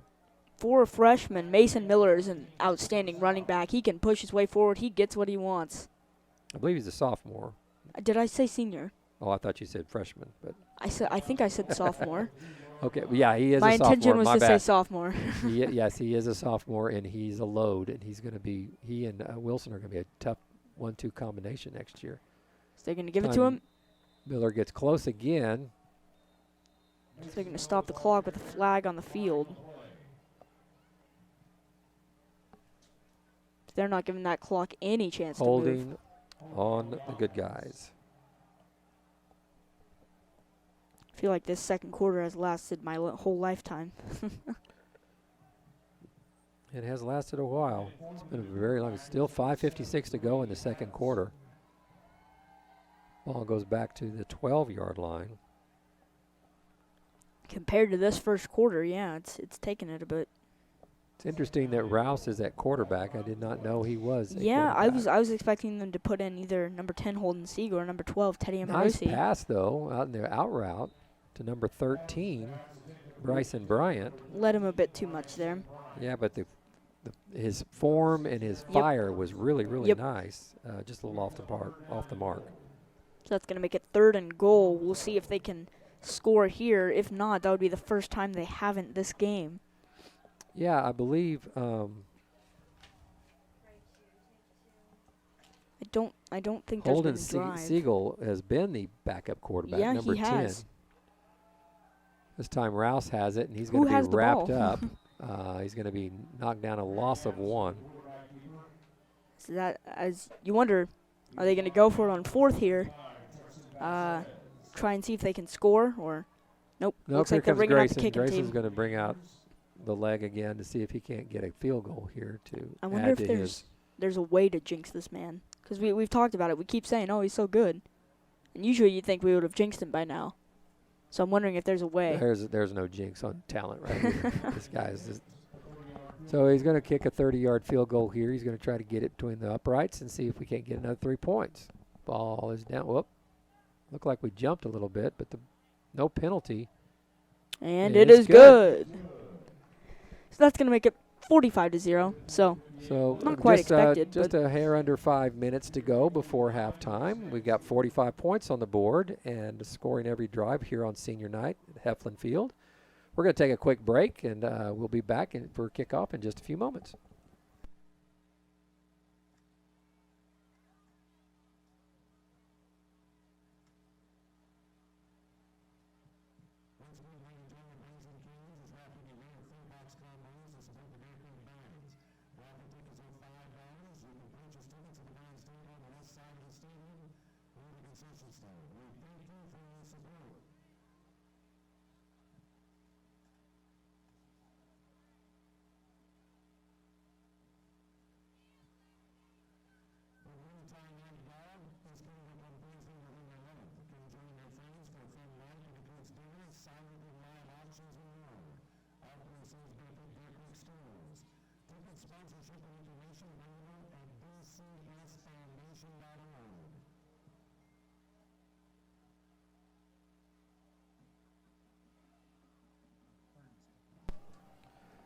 And we're back here, Antler Vision TV, bringing you tonight's senior night game at Heflin Field.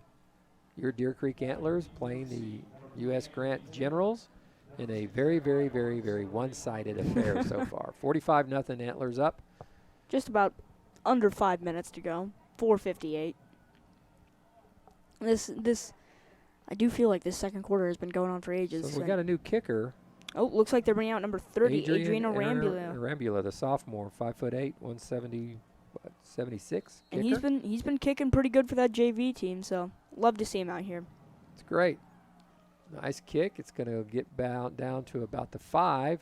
Number 1 picks it up and looking for room, and there's nowhere to go for the one player that's not listed. Let's see. They don't have a number 1 on their roster, so, or is that number 8?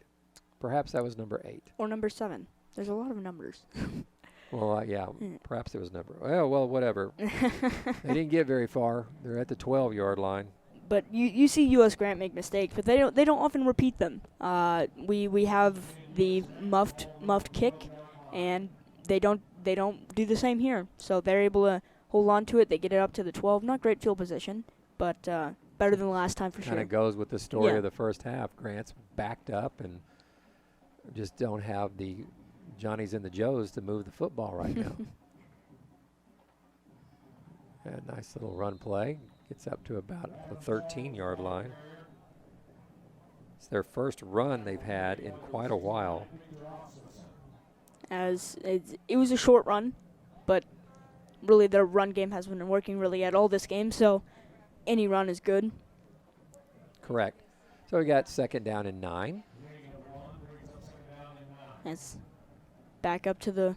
Got a lot of subs in now on the defensive side. A lot of them looking over at the sideline at their coaches. They're nervous. As a long-tailed cat in a room full of rocking chairs, you know. I mean, it's just we're on the big good lights. catch. Great catch. About 3 or 4 yards there. Gets up to about the 18-yard line. So that was number 3, Anthony Taylor. He's been the spark this whole game. He's able to hold on to it through contact and even land on his feet. But yeah, he's been the spark. He got that 42-yard gain earlier in the game. He's had some big plays that were immediately turned around because of flags, but he's been their spark this game, and he's been playing well. So we're going to have 3rd and a long 5, it looks like. Ball's on the 18-yard line. Actually, the 17, so we're going to call it a legitimate 5. Fumble on the ball. Ball's on the field. Picked up by number 92. That is Dax Lewis. Dax Lewis for the touchdown. Dax Lewis, Jr., 6'2", 207, saw the ball just sitting out there all by its lonesome, sprinted out there, picked it up, and walked into the end zone for the 2nd touchdown. Nope, that's the first. Oh, you count that kickoff maybe. Almost a touchdown, but okay. Great job by the defense creating the fumble. They get the scoop and score. The scoop and score. That's exactly right, partner. Love to see it. As they're going to bring out, I can't tell if that's a 9 or a 3 out there. Believe it's 30. 30, Adrian Arambula. Out he comes. We'll see if he can nail this through. Put him up 52 to nothing. And we've gotten over. It is good. I believe it's 52-0 now. With about 3:27 left to play in this 2nd quarter. 3.5 minutes to go. That's right. To go before halftime. And, wow. Yeah, we thought Northwest Classen was bad, but I believe it was about a similar score. I believe it was 56. Northwest could move the ball a little bit. They had enough of the passing game. They had a few seniors on that squad that you know could do some things, but clearly Grant has been decimated with injuries, obviously, because there's just no spark in their game, really. There's not a lot that they can do, and this is tough to watch. These high school kids, that's what they are. They're still kids, and they're trying their very best, and it's just not. And when your best isn't good enough, it's awful hard to accept a lot of times. So our hearts go out to these youngsters. At least mine does, as a former coach and coached football for a long time. These games are no fun. And it's really not a lot. If you have any kind of integrity or class, and you're on the positive end of the 52, and I know Coach Stanley does, this isn't a lot of fun for you either. Sure, you want to see your seniors do well and all that on senior night, but at the same time, you feel for the guy on the other sideline. And I mean, sure, you're a player, you're loving getting to win this big, but really that other team, just you got to wonder how they feel. Another line drive kick. This is going to go into, again, here we go, that's number 6. Sprinting out to the right side. It's got a little bit of room, got past the 20-yard line. There we go. So pretty good return there. Number 6, Jeremiah Barkus. And Grant will take over. 1st and 10 on, it looks like, the 21-yard line. As, no, better than usual is an accurate statement. I mean, I think the closest or best field position they've had is at the 20. I can to check start that. a drive. 20. There's the 20. There's the 20. There's the 20. There's the 20. A lot of There's the touchbacks 8. here. There's the 12, and here's the 21. So this is the best field position they've started out with all game long. And it's not even quite the 21-yard line. It's It's first pretty and close. 10. First and 10, Generals 222. Handoff to number 6, or no, I'm sorry, it's number 8, and he's going to be wrapped up for a loss. And he had a pretty good run there, you know. He was stiff-arming guys. He was moving them out of the way. Just too many guys in the backfield hitting him. He couldn't really get something going. Lost 2 on the play. It'd be second down and 12 for the Generals. Back to the 19, it looks like. Now Check this clock is really going again. Bringing us under 2 minutes here.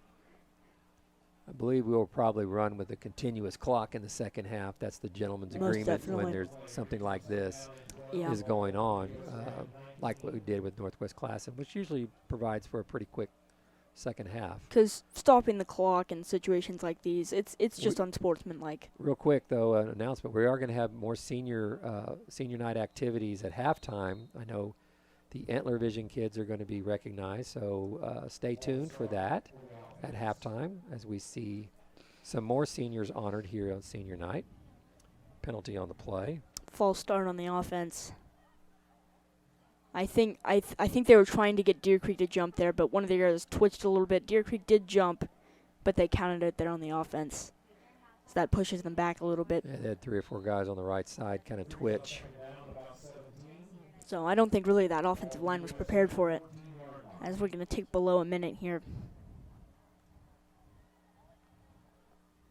Less than a minute. Welch in the shotgun still. He's got number 8 back there with him. Andre Martin.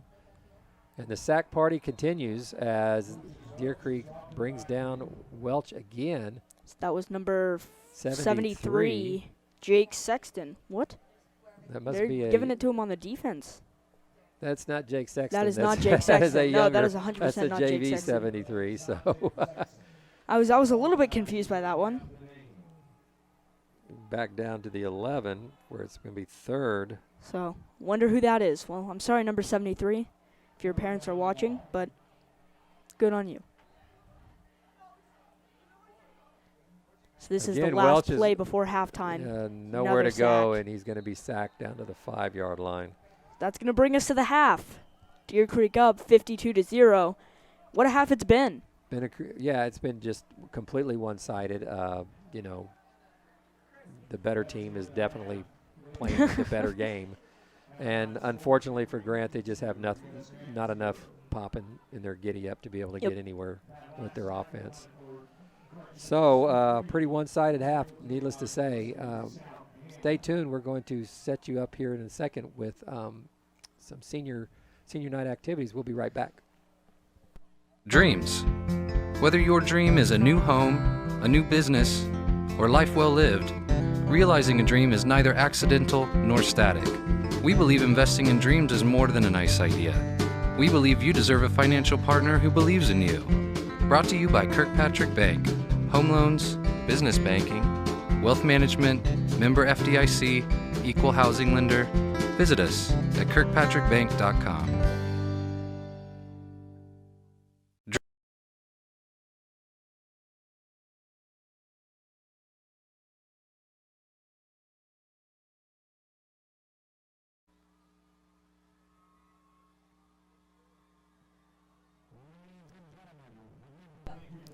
Welcome, everyone, to 2021 Senior Night here at Deer Creek.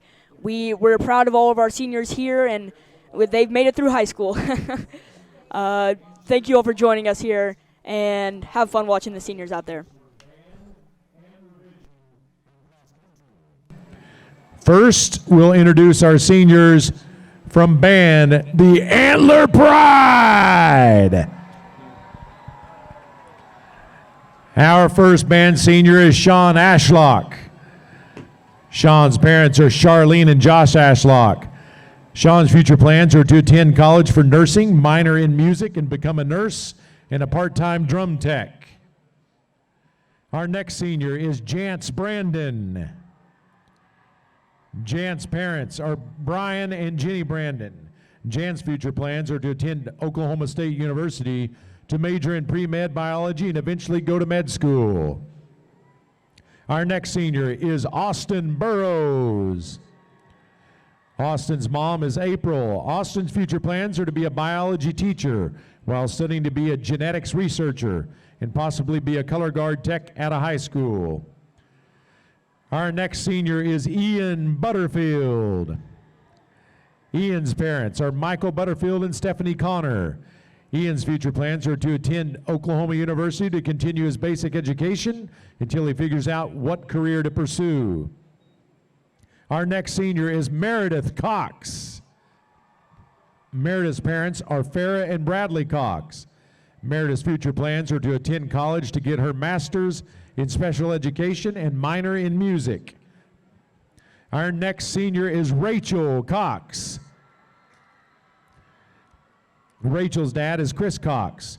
Rachel's future plans are to attend pre-veterinarian program at Oklahoma State University. Our next senior is Jack Crow. Jack's parents are Sean Crow and Carrie Crow. Jack's future plans are to attend Platt College. Our next senior is Jared DeBarra. Jared's parents are David and Camilla DeBarra.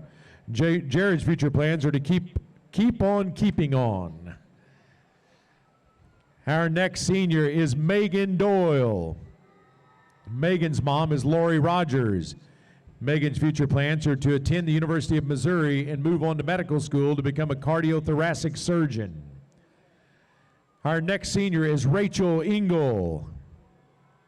Rachel's parents are Sean and Michelle Engel.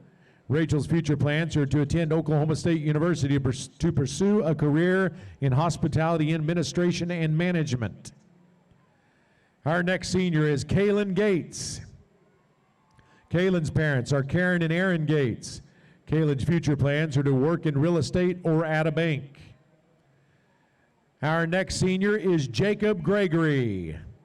Jacob's parents are Caroline and Seth Gregory. Jacob's future plans are to attend college. Our next senior is Roan Hazelwood. Roan's parents are Scott and Jasmine Hazelwood. Roan's future plans are to enlist in the Navy as a meteorologist or an oceanographer. Our next senior is Isabella Harden. Isabella's parents are Melinda Harden and Matt Harden. Isabella's future plans are to attend Oklahoma State University and get a degree in music education. Our next senior is Dylan Jackson. Dylan's parents are Micah Clemmy and Ken Clemmy. Dylan's future plans are to take a few gap years. Our next senior is Macy Jackson. Macy's parents are Brooke Mallory and Brian Jackson. Macy's future plans are to work in real estate. Our next senior is Corey Jarrett. Corey's parents are Rachel Schobert and Daniel Schobert. Corey's future plans are to get a decent job and live life out the best he can. Our next senior is Andrew Lancaster.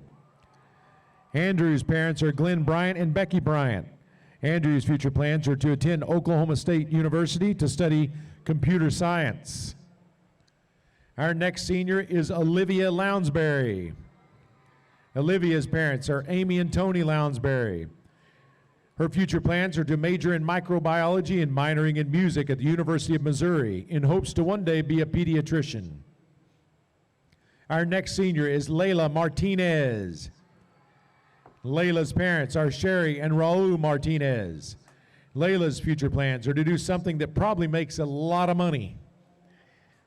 Our next senior is Ethan Reesner. Ethan's parents are Gretchen and Tony Reesner. Ethan's future plans are to attend OSU IT and complete the truck and technician program. Our next senior is Luke Rydell. Luke's parents are Kevin and Jill Rydell. Luke's future plans are to attend Oklahoma State University to study sports management. Our next senior is Eli Sachs. Eli's parents are Kelly and Andrew Sachs. Eli's future plans are to attend college for cybersecurity. Our next senior, who is from band and Antler Vision, is Blake Shore. Blake's parents are Lori and Steve Shore. Blake's future plans are to attend the University of Oklahoma to major in computer science. Our next senior is Daniel Tarter. Daniel's parents are Greg and Marcia Tarter. Daniel's future plans are to study music production and performance. Our next senior is Daniel Torres. Daniel's parents are Laura and Manuel Torres. Daniel's future plans are to work with children. Our next senior is Ava Tucker. Ava's parents are Amy Reed and Thomas Tucker. Ava's future plans are to travel everywhere she can and keep on learning. Our next senior is Christopher West. Christopher's parents are Tiffany Cossey and Stephen West. Christopher's future plans are to attend Harris School and eventually become an author. Our next senior is Jessica Wise. Jessica's parents are Nicole and Russell Wise. Jessica's future plans are to attend Oklahoma University and major in biology. Our next senior is Matthew Yarbrough. Matthew's parents are Mike and Aaron Yarbrough. Matthew's future plans are to attend Oklahoma State University for physiology pre-med. And now to introduce our seniors from Antler Vision. Our first Antler Vision senior is Kohana Braswell. Kohana's mom is April Braswell. Kohana's future plans are to study film and communications. Our next Antler Vision senior is Macy Hallman. Macy's parents are Tyson and Brooke Hallman. Macy's future plans are to attend college for an associate's in applied science and bachelor's in dental hygiene. And now to introduce our seniors from cross country. Our first senior is A.J. Antonelli. AJ's parents are Lisa and Andy Antonelli. AJ's future plans are to become a firefighter. Our next senior is Anthony Appleby. Anthony's parents are Jennifer and Scott. Anthony's future plans are to attend college at OU or OSU. Our next senior is Lucas Cisneros. Lucas' parents are Judith and Andres Cisneros. Lucas' future plans are to run in college. Our next senior is Addie Dean. Addie's parents are Jason and Laura Dean. Addie's future plans are to attend Oklahoma State University. Our next senior is Nathan DeYoung. Nathan's parents are Na and Lynn DeYoung. Nathan's future plans are to become a doctor. Our next senior is Landon Harrod. Landon's parents are Samantha and Cullen Harrod. Landon's future plans are to graduate from the University of Oklahoma to become a dentist. Our next senior is Cord Lorenzen. Cord's parents are Chris and Kelly Lorenzen. Cord's future plans are to attend the University of Oklahoma and practice law. Our next senior is Aaron Lowe. Aaron's parents are Trey and Brooke Lowe.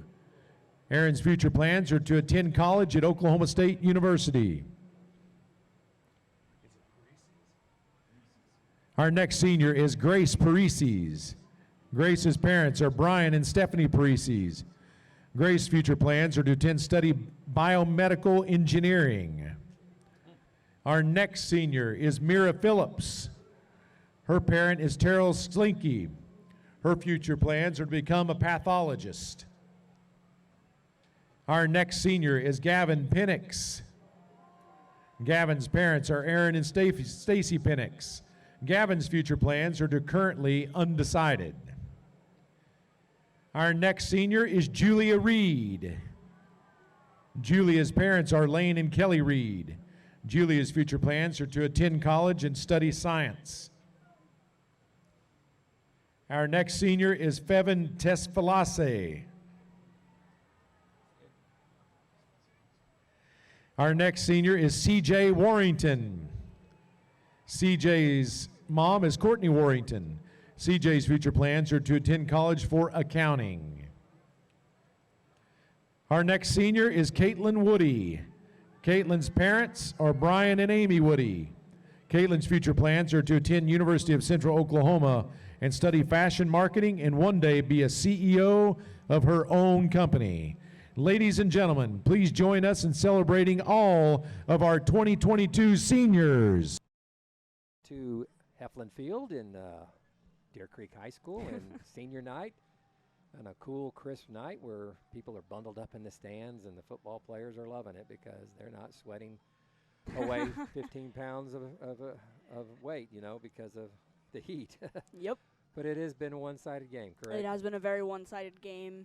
Deer Creek leading 52-0 at halftime. Now, it's not as bad of a score as it was against Northwest Classen, but definitely that offensive front of not Northwest Classen. I was thinking of of U.S. Grant is not holding up to what Northwest Classen did against this Deer Creek team. That's right. So, Well, I've done some unofficial totals for the game. Grant has run 31 plays for a total of 42 yards. Your Antlers have run 34 plays for 336 yards. Mr. Rouse is our quarterback, is 10 for 18 for 142 yards. So he's not had his most efficient night, but he's got 142 yards passing at halftime. That's on pace for, almost a 300-yard night. and that's a good game, And he's had, 2 or 3 touchdown passes in there as well. So Was it Rouse that did that, or was that Pence? Because you said Rouse. Did I say? You said Rouse. Rouse was our quarterback at the end of the half. So Rouse was, and then Pence was. Pence mained. Pence. These were all Pence's numbers that I just gave you, and it's Brett Pence, right? Brett Pence. Maybe I was combining the two. I don't know. It's been a long year, and it's been a great year, and the Antlers are on their way to the playoffs next week. We don't know who they're going to be playing. We know that they're going to be playing a very, very tough opponent in either Booker T. Washington or Bixby.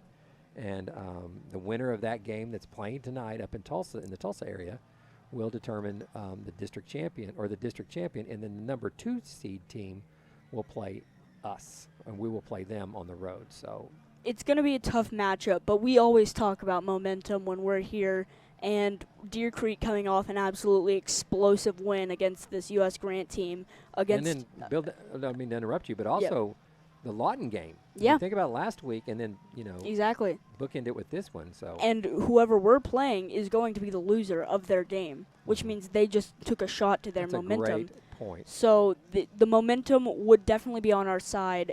We just got to capitalize off of it. And you know what? We've been really, really good. Our We 2 have been. losses have been at home. Yep. We've been almost unbeatable on the road. I mean, in fact, just almost. Some of our bigger wins were on the road. The biggest wins we've had this year have been on the road. Now, the 2 losses have both been in overtime, and those were tough to swallow. But that's why we're third, and then we'll have to go. What we do, we cross bracket it into another district, and the district we're matched up with is Booker T, Bixby, and I believe Choctaw, and I can't remember who the bunch of good teams over there. Good team, really good teams over there on the east side.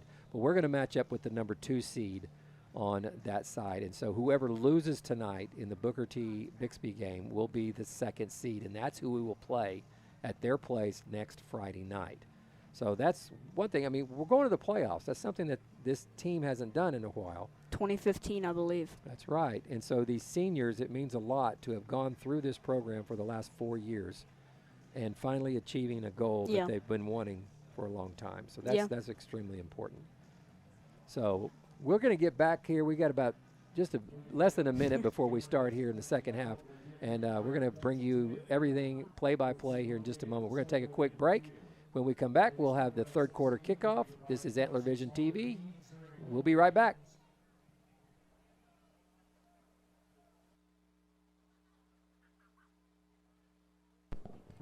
So we're back here, ready to start the second half. A lot of youngsters are going to get to play, it looks like, in the second half, the JV especially. Grant will be kicking off here. Also wondering if they're just going to run the clock in the second half. I believe they will. I'm sure they will, yeah. Maybe get this over with quick, as that's just 24-minute half. Pretty quick. Yeah, we ought to be done in a half an hour. No, they'll stop the clock on things like, obviously, well, actually, against Northwest Classen, they didn't stop the clock in between touchdowns. No, they didn't. They just let it run. So this is a great opportunity for some of these younger kids to get in. Friday Night Lights. This is the big stage, and and coming up next year, we want to see, what we can look forward to next year. This is the first time we'll get to see number 17, Juan Martinez, kick off for us tonight. So he gives it the boot, and it's going to spiral to about the 10-yard line, where it's 25. picked up by number 25. That's Colton Neal, sophomore. He's still running, and he gets brought down finally, looks like about midfield. So the one time there might have been a slight possibility that we wouldn't get that great a field position. That sophomore takes it in, gets a big gain there, and we just got right back to where we were in that amazing field position. I think that's directly on the 50. Yeah, we are starting at midfield.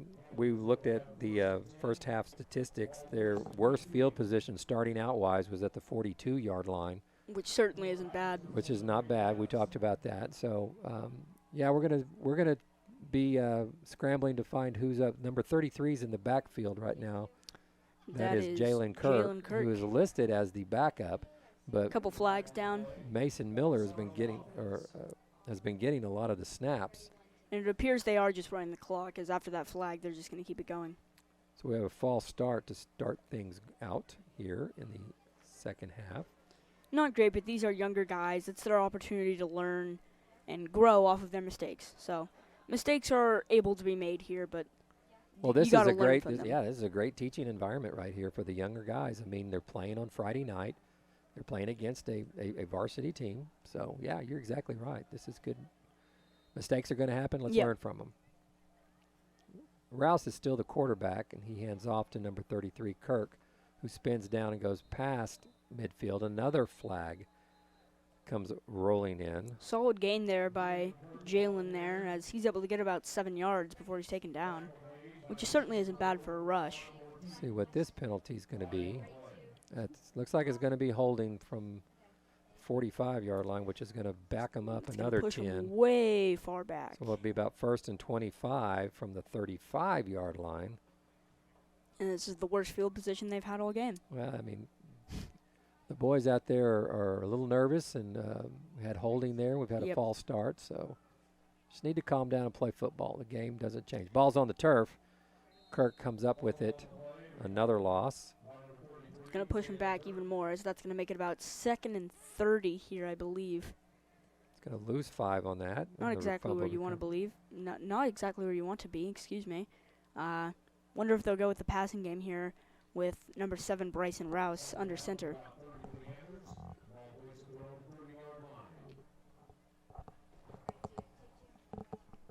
Second down and 30. Long way to go. Hands the ball off to number 36, who is Jacob Davis, and he doesn't have much room, and he's going to be brought down for no gain. He was trying to find a hole there on the outside, nothing doing. As that defense, they found the weakness there. No hole for him to run through. He gets taken down for no gain. So third down and still about 30 from the 30-yard line. Long way to go here. A lot of youngsters out there trying to find their way, and here's Rouse is going to take the snap. He's going to hand the ball off again to number 30. So he's got some room out on the left side. The right side, excuse me. He's going to break across midfield, gets all the way down to the 45-yard line. Nice run of about 25 yards. And he doesn't get the first down there, but 25 yards is not a bad run. For a third down play, if it's 3rd and 30, that's a solid play there. 25 yards makes it a possible 4th down if they want to go for it. So we got 4th and 5, and I think Coach is going to bring in the punting team. No sense, and this will be the first time that Deer Creek has been stopped all night. So there's the JV punting team. Number 30, Adrian Arambula, out there on the field to punt. It's about 8 minutes left in the quarter. Good snap. Nice kick. It's going to. He's going to field it. Number 3 fields it, Anthony Taylor, and he's got a lot of room and a lot of green in front of him. He's going to be brought down about the past midfield, around the 48-yard line in Deer Creek territory. Taken down there by number 33, Jalen Kirk. He's able to make the hero play there, stop him from getting downfield. It didn't look like anybody was going to field it, and all of a sudden it looked like Taylor looked up, and there's the ball falling down, and he just fielded it and took off, and there wasn't very many people around on the right side. Pretty sure they almost had him down there by the 30. I think there was a minor collision. I didn't see who the two players were, but One of them had him wrapped up. Another guy came in trying to get the tackle, ran into each other, gave the guy some open room. 1st and 10, 7 minutes to go in the third quarter. We're going to have another penalty. It's like number 68 came across the line of scrimmage, but was he drawn? We don't have a number or a name for him. So there's a flag down. Offsides on the defense. Yeah, defense jumped the gun just a little bit. Once again, still a great learning experience for these guys out here. You know, they're getting to see what's going on out there. 1st and 5. Welch hands the ball off to number 8. That's going to be Andre Martin. He gets about 3 or 4 yards. Just a herd of antlers there to shut him down around the 40-yard line. That's going to make it about 3rd and 2, I believe. So there's Holden Seigel's name. Just heard him get called. He's normally been the he's usually a quarterback. QB, but he's also listed as outside linebacker here on my roster. So he's getting some defensive snaps while Rouse is getting some quarterback snaps. Rouse has played a lot of wide receiver, and we've seen him. He's in the secondary He's as well. also a big secondary. He had a big interception against 100-yard Stillwater. return, that's right. Yeah. So Welch is going to come back and pass. He's going to go down the field. Wide open is number, for the touchdown, number 6. That is Jeremiah Barkus, and Welch finally connects on a long pass, 40-yard touchdown pass for the Generals, and the visitors are on the board for the first time. Nice play. You love to see that for them. It's a JV squad, sure, but that's still a huge victory for this team. They were shut out in the first half. So to come out here, first drive, get a touchdown, that's just good to see. Yeah, it is good. That is very good to see. You know, this is kind of the script that they've been following the last couple of weeks. They've been getting beat pretty bad in the first half, and then been able to move the ball against, you know, talent that's more back down to their level in experience and such. You know, JV kids, more against sophomore, younger juniors. guys. And they are sophomores and juniors, so. It's more of a level match against, instead of playing against, you know, these talented seniors who have been playing for their whole high school career. You're kind of playing with guys on your level. You're getting more experience out of that than you are playing against the starters for this varsity. Martinez kicks it through the uprights, and so with 5 minutes and the clock running left to go in the third quarter, Grant's on the board, and we have a 52-7 game now as Deer Creek will prepare. And this kind of follows the same way of the same line of thinking or line of behavior that we saw against Northwest Classen. You know, our coaches are going to hold them into a huddle as long as possible, and Grant's going to hold their guys in the huddle as long as possible. So we're going to have a little bit of dead space here for, you can see in your picture the clock's running, you know, as they're meeting. Because this letting it tick down here. Outcome has certainly been decided, that's for sure. Yep. No question. So they're hustling out, getting ready for the kickoff. Grant will be kicking off again. As they're going to bring out once again, that's number 17 here, Juan Martinez. Yeah, Tatum Hartfield and Bryson Bryant I'm sorry, that's 27. Not on our road, but Bryson Bryant is definitely back there, number 13. 25 is also Colton Neal. Thought that was 27. Colton Neal and Bryson Bryant are deep for the Antlers. If we remember, Colton Neal had that big return on the last kick. So he almost broke it for the touchdown. Yep. So let's see what happens here. Martinez is ready to kick. Gives it the boot. Nice kick, and this is going to go over to number 25, Colton Neal. He's still moving. He's got a lot. He's hard to tackle, that's for sure. Gets all the way up to about the 38-yard line. Good return there for the Antlers. So he's going to bring it to about the 40-yard line, I think, is where they're going to spot it looks like the him. mark. I think that's 37 where the football is. Yeah, they're moving it back to the 37, close to the 37. Yeah, 1st and 10 for the Antlers as they'll prepare to go get some more experience, right? Yeah. I mean, at this rate, that's what it's about. It's about experience. It's about having fun out there. Yeah, exactly. And when you get those JV boys out there on the Friday night, their eyes love are it. Like saucers. You know, this is they love it, but they're very, very intimidated by the atmosphere. It's just different. It just is. Ball's handed off to number 33, Jalen Kirk, and he's going to get up to past the 40-yard line. And we've got quite a few of those young running backs there, which it's going to make it hard to compete once they get older into their junior and senior years. We've got number 36, Jacob Davis, has touched it a couple times. Number 32, Mason Miller, he's had it quite a bit. Number 33, Jalen Kirk, as we just saw there. And then we also have... Yeah, there's 36 checking in the game, Jacob Davis, like you just said. As we also have Deontay Wilson, who's only a junior. Right. So still there's quite a bit of talent there at running back. Stable is full, absolutely, at running back. Here comes Davis again. He's going to get the first down almost to midfield, and then he's got a little wrestling move takedown by number 6. And number 5, he must be a wrestler. So that was classic wrestler move right there. Good strong run there. I think Jacob Davis trucked his own guy. I think I saw number 85 fall on the ground. 85 isn't really listed on a... Is that 85? Am I going insane? There's an 85 and an 83, yes. There's no 85 listed on my roster. Weird. There's an 83, Jack George, but there's not an 85. So I saw him run over 85, so that was lead, follow, or get out of the way, right? Yeah. So that was a first down, 1st and 10 on the 50-yard line for the young Antlers as they are moving the football now. Kirk's got the ball. He's going to break through. He might go all the way. Nope, he's going to get tripped up out about the 30-yard line by number 11. Good run there, as I haven't really seen a lot of Mason Miller here, which we saw a lot of in the Northwest Classen game. He was tearing apart that defense, but not so much here. They're more or less hanging on their smaller guys. We got Jacob Davis, 5'9", 150, and Jalen Kirk at 5'9", 185. So a bit on the smaller side compared to Mason Miller, 6 foot 202. But they must like those quick strike guys. So 1st and 10 on the 29 after a 21-yard gain by running back by Kirk. I think they might, after this play, just let the clock tick down as we hit 30 seconds. Kirk again, little read play right up the middle. This time he does break into the secondary. He will get in the end zone for the touchdown. A 29-yard run for the Antlers, and Jalen Kirk tastes the end zone for the first time tonight.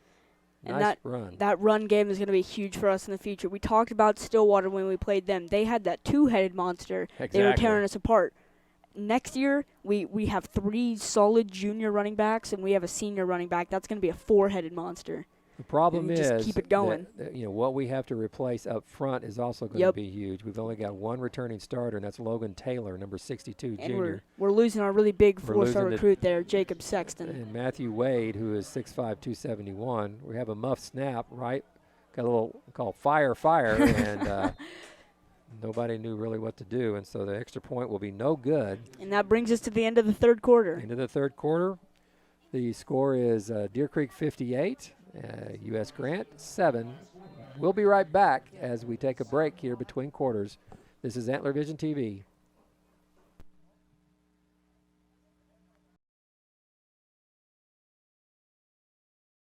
Okay, we're set for kickoff here at the start of the fourth quarter. Clock ran out in the last possession and touchdown. The Antlers, Jalen Kirk on a basically covered about 50 yards on 2 plays. He had a 21-yard run and a 29-yard run. I jumped the gun on the first one. I thought he was going to score on that first one, but he got it on the second one, so I was close.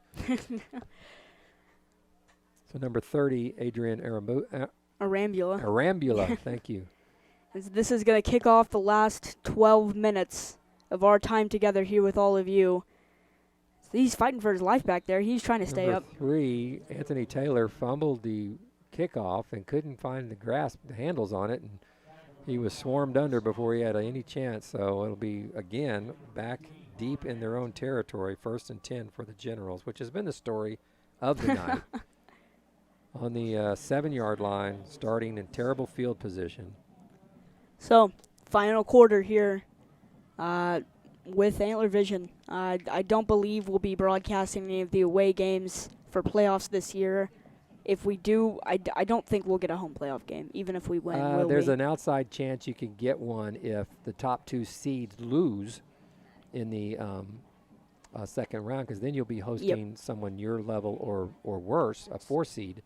So there's a possibility we might get a home game. In the second week of the playoffs, not the first week. So. But as far as we know it, this might be the last time we get to speak to all of you. Yeah, this has been a lot of fun for me. It has been, yeah. It keeps me connected to the sport I love. I've done coaching. I've been coaching for 28 years and decided this year is the first year I'm not coaching, but so I love being here with you. Yep. And we're talking football and you know, seeing the game at, you know, at its best level. And yeah, I love doing this too. I mean, I came into high school with this kind of thought process in mind that I wanted to do this kind of commentating shtick. I did it a couple games last year, and I'm glad that I got to do it a lot this year. And I'm 100% going to be back next year and the year after. So Awesome. That's great to know. So, trying to find where we are on the line of scrimmage. There we go. We're the 10-9. There was a pass on that one, and it went incomplete. And that's going to make his it head. 3rd down and 8 here. 3rd and 8. My numbers were a little crisscross, so. Yeah, I really enjoyed being with you for our 4 games. We didn't get to do the first game. I don't think we had our rights then. Not quite. Glad we got those back. So we've had 2 blowouts and 2 incredible games of overtime. I mean, we've kind of seen it both. Yep, we got a mixture of both. So Dax Lewis is in the game, 6'2" junior, 207 pounds. He jumped the gun a little bit. Big old kid. So they're going to move it up to about 3rd and 3.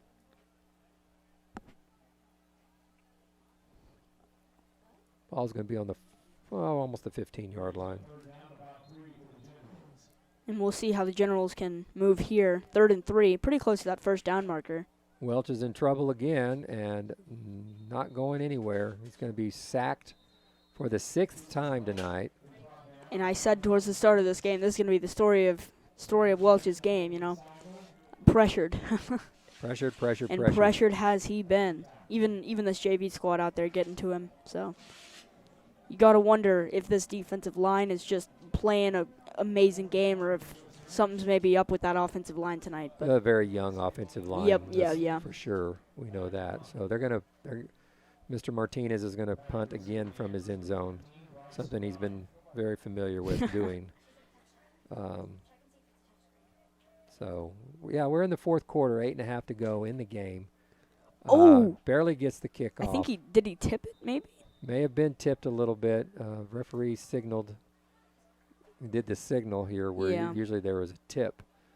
So we finally got to see it. We've been talking about it all this year. 16-yard punt, yeah. And so guess what? Deer Creek is in prime field position again. On the 27-yard line. We've been talking about it all this year. We've been wanting to see a blocked kick. So I guess a tipped kick will work. It was tipped. It was close enough. It was close enough. That's why it only went 17 yards. Great field position once more for these Antlers. Looks Who's like in at running back? Rouse still seems to be the quarterback, I believe. I think that's number 36, Jacob Davison at running back. So we got someone didn't know they were supposed to go in the game. Most embarrassing moment. Hustle out. You're at X. Oh, I am? Yeah, right now. Only not in such nice language, probably. All right, Rouse hands the ball off to number 36, who gets down to about the 5-yard line. 36 is Jacob Davis. So excited to see all these running backs in the future. It's going to be fun to watch, definitely. Down to the 5-yard line, it looks like. 22-yard gain. 1st and goal, in between the 6 and 7-yard line here. Yeah, check that. It's about the 6-yard line, so we're going to give him a 21-yard pickup. Nice job by the front, wearing down the Generals have got to be tired, exhausted. I mean, their quarterback is playing their middle linebacker, number 12. So that tells you something about the depth. Here goes Jacob again. He's going to score from 6 yards out. And with the clock running, the touchdowns are it's a way to just burn the clock out. The game's over. Exactly. Agreed. They're taking as much time as they can in between touchdowns. And they'll take and it's good that Jacob gets in the end zone. Jalen Kirk got in the end zone. Miller got in the end zone. You'd love to see the JV guys get in. All the running backs, Wilson included, the 4 running backs got in the end zone, which is great. Rouse hadn't thrown the ball very much, but Pence has hit several different receivers for touchdowns, and so it's been a good night. It's been a good night all around. Extra point is good. You know what else is good? The extra point. It's good. That's right. So the Antlers are up 65-7. So it's time for a little trivia here. Okay. All right. So U.S. Grant High School is named after somebody, right? All right. And his name is U.S. Grant. Who was U.S. Grant? It was Ulysses S. Grant. Ulysses S. Grant, correct. What is Ulysses S. Grant, or who is Ulysses S. Grant? Why is he important? He was a general in the Union. It's And a general in the Union. Okay, what's the Union? I don't understand. the Union was the North in the Civil War. Oh, the Civil War, that Union. Okay, so he was a general in the Civil War for the Union. So does that warrant getting you a high school? That's pretty nice. I mean, the generals, that makes sense. The U.S. Grant general, so. I mean, apparently it does. Was he anything else? He was the president. He was a president. He was the president, Okay, yeah. so they could be the general presidents if they wanted to be. I mean, it could be like that. Do you really want to be the general? Do you want to be the presidents? That doesn't have the That same doesn't ring sound to it. that doesn't sound very cool, does it? $50 bill? Generals, presidents. You know. So yeah. So yeah, today you don't want to be called the presidents. That's for sure. There's a lot of names that other teams could go by. I mean, why is Deer Creek the Antlers? Why didn't they choose any other body part? That's exactly right. You know, I mean, I guess they could call them the carcasses. That would be bad. no. The hooves. That's just not as intimidating. Why not red-nosed like the reindeer or something? Why not like the Bucks or something like that? I know a lot of the The Bucks, intermediate yeah. school teams are called Oh, the they are. Bucks. There you So go. it's a pretty popular name among the Deer Creek Got a new community. kicker, number 98. Oh, that's new. Caden Christensen, sophomore, 5'6", 160 pounds. He's going to kick it with all he's got. He gets it down to about the 15. It's going to be fielded by He's a number nice- 8, and they're all over it. They got him quickly before he had any chance to get anywhere. So Grant's going to start on the 20-yard line. I believe he's in my 6th hour. I love reading names off here and seeing Yeah, people I know that guy. recognize. I know Yeah, that guy. he sits 2 rows in front of me in AP European History. Mr. Brotherton, if you're watching this, you're a great teacher. I appreciate you. Gotta like that. The senior kicker going over and talking to the young kicker coming off the field. That was nice. That was Yeah. nice to see senior going over there and helping his buddy out. You know, the protege, as it were. Yeah, Deer Creek Antlers. I've always wondered that. I grew up here in Oklahoma, and I always wondered where that name came from. I know there's a creek nearby that's actually It's called actually the called- Deer Creek. It's yeah. So it's actually that's called the Deer name Creek. of the place. But I'm just wondering, maybe they found like an antler near the Deer Creek, and Could they be. just were like antlers. Somebody that knows the history will probably inform us somewhere down the road why that occurs. I like it. It's original. You don't see it Yep. anywhere else. Shoot Mrs. Harris an email, maybe, if anyone figures it out. Yeah. I want to know. We could always do that. So Anthony Taylor just picked up a first down for the Generals as we're down to 2.5 minutes left to go in the game. The Antlers are ahead of the Generals, 65-7. Or we could say no, we won't. We will just leave it at that. That's what they are, and we have another penalty. Whoa, that was a huge penalty. What happened there? Somebody flinched and somebody jumped. It's going to be offsides against the Antlers, and 5-yard penalty. Eat up a little bit more time on the clock. Yeah, let those boys rest. So a big celebration tonight for the seniors. Great job. Of course, yeah. Now it's time to get real serious, real fast because it's playoff time. Yep. And like we said, this team has a great shot at advancing. Now their first round opponent is no picnic, but this team, if anybody can beat, because of the balance that we have with Deontay at running back and our quarterback and receivers and our quality defense, Yep. we have a puncher's chance up there. And, I've seen teams, I've been a coach on a team that, made it to the state finals basically because they just executed better than the other team. And then we weren't favored in any of those games, but we ended up going to the state championship. So it can happen, and this Deer Creek team has all the tools to be able to go and compete with anybody in the state, bar none. Yep. That includes the Bixby's and the Booker T's out there. So And even with a loss this year, next year it's going to be even better.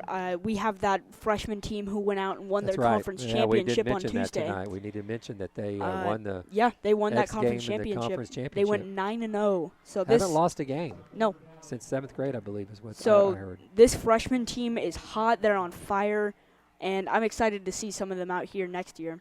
It'll be interesting how things play out next year. But I really like this team. It's senior laden.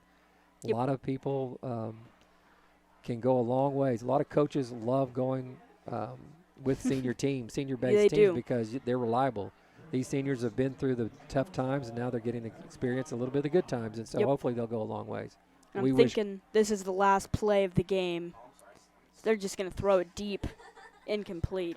And They we might be wanna- able to get back, fire I another doubt it. playoff, but So we want to wish Coach Stanley and the staff and Deer Creek, the Antler football team, and everybody associated with it, since this is our last broadcast, the best of luck in going into the playoffs. This is great. I think Coach Stanley's about to get calling a timeout.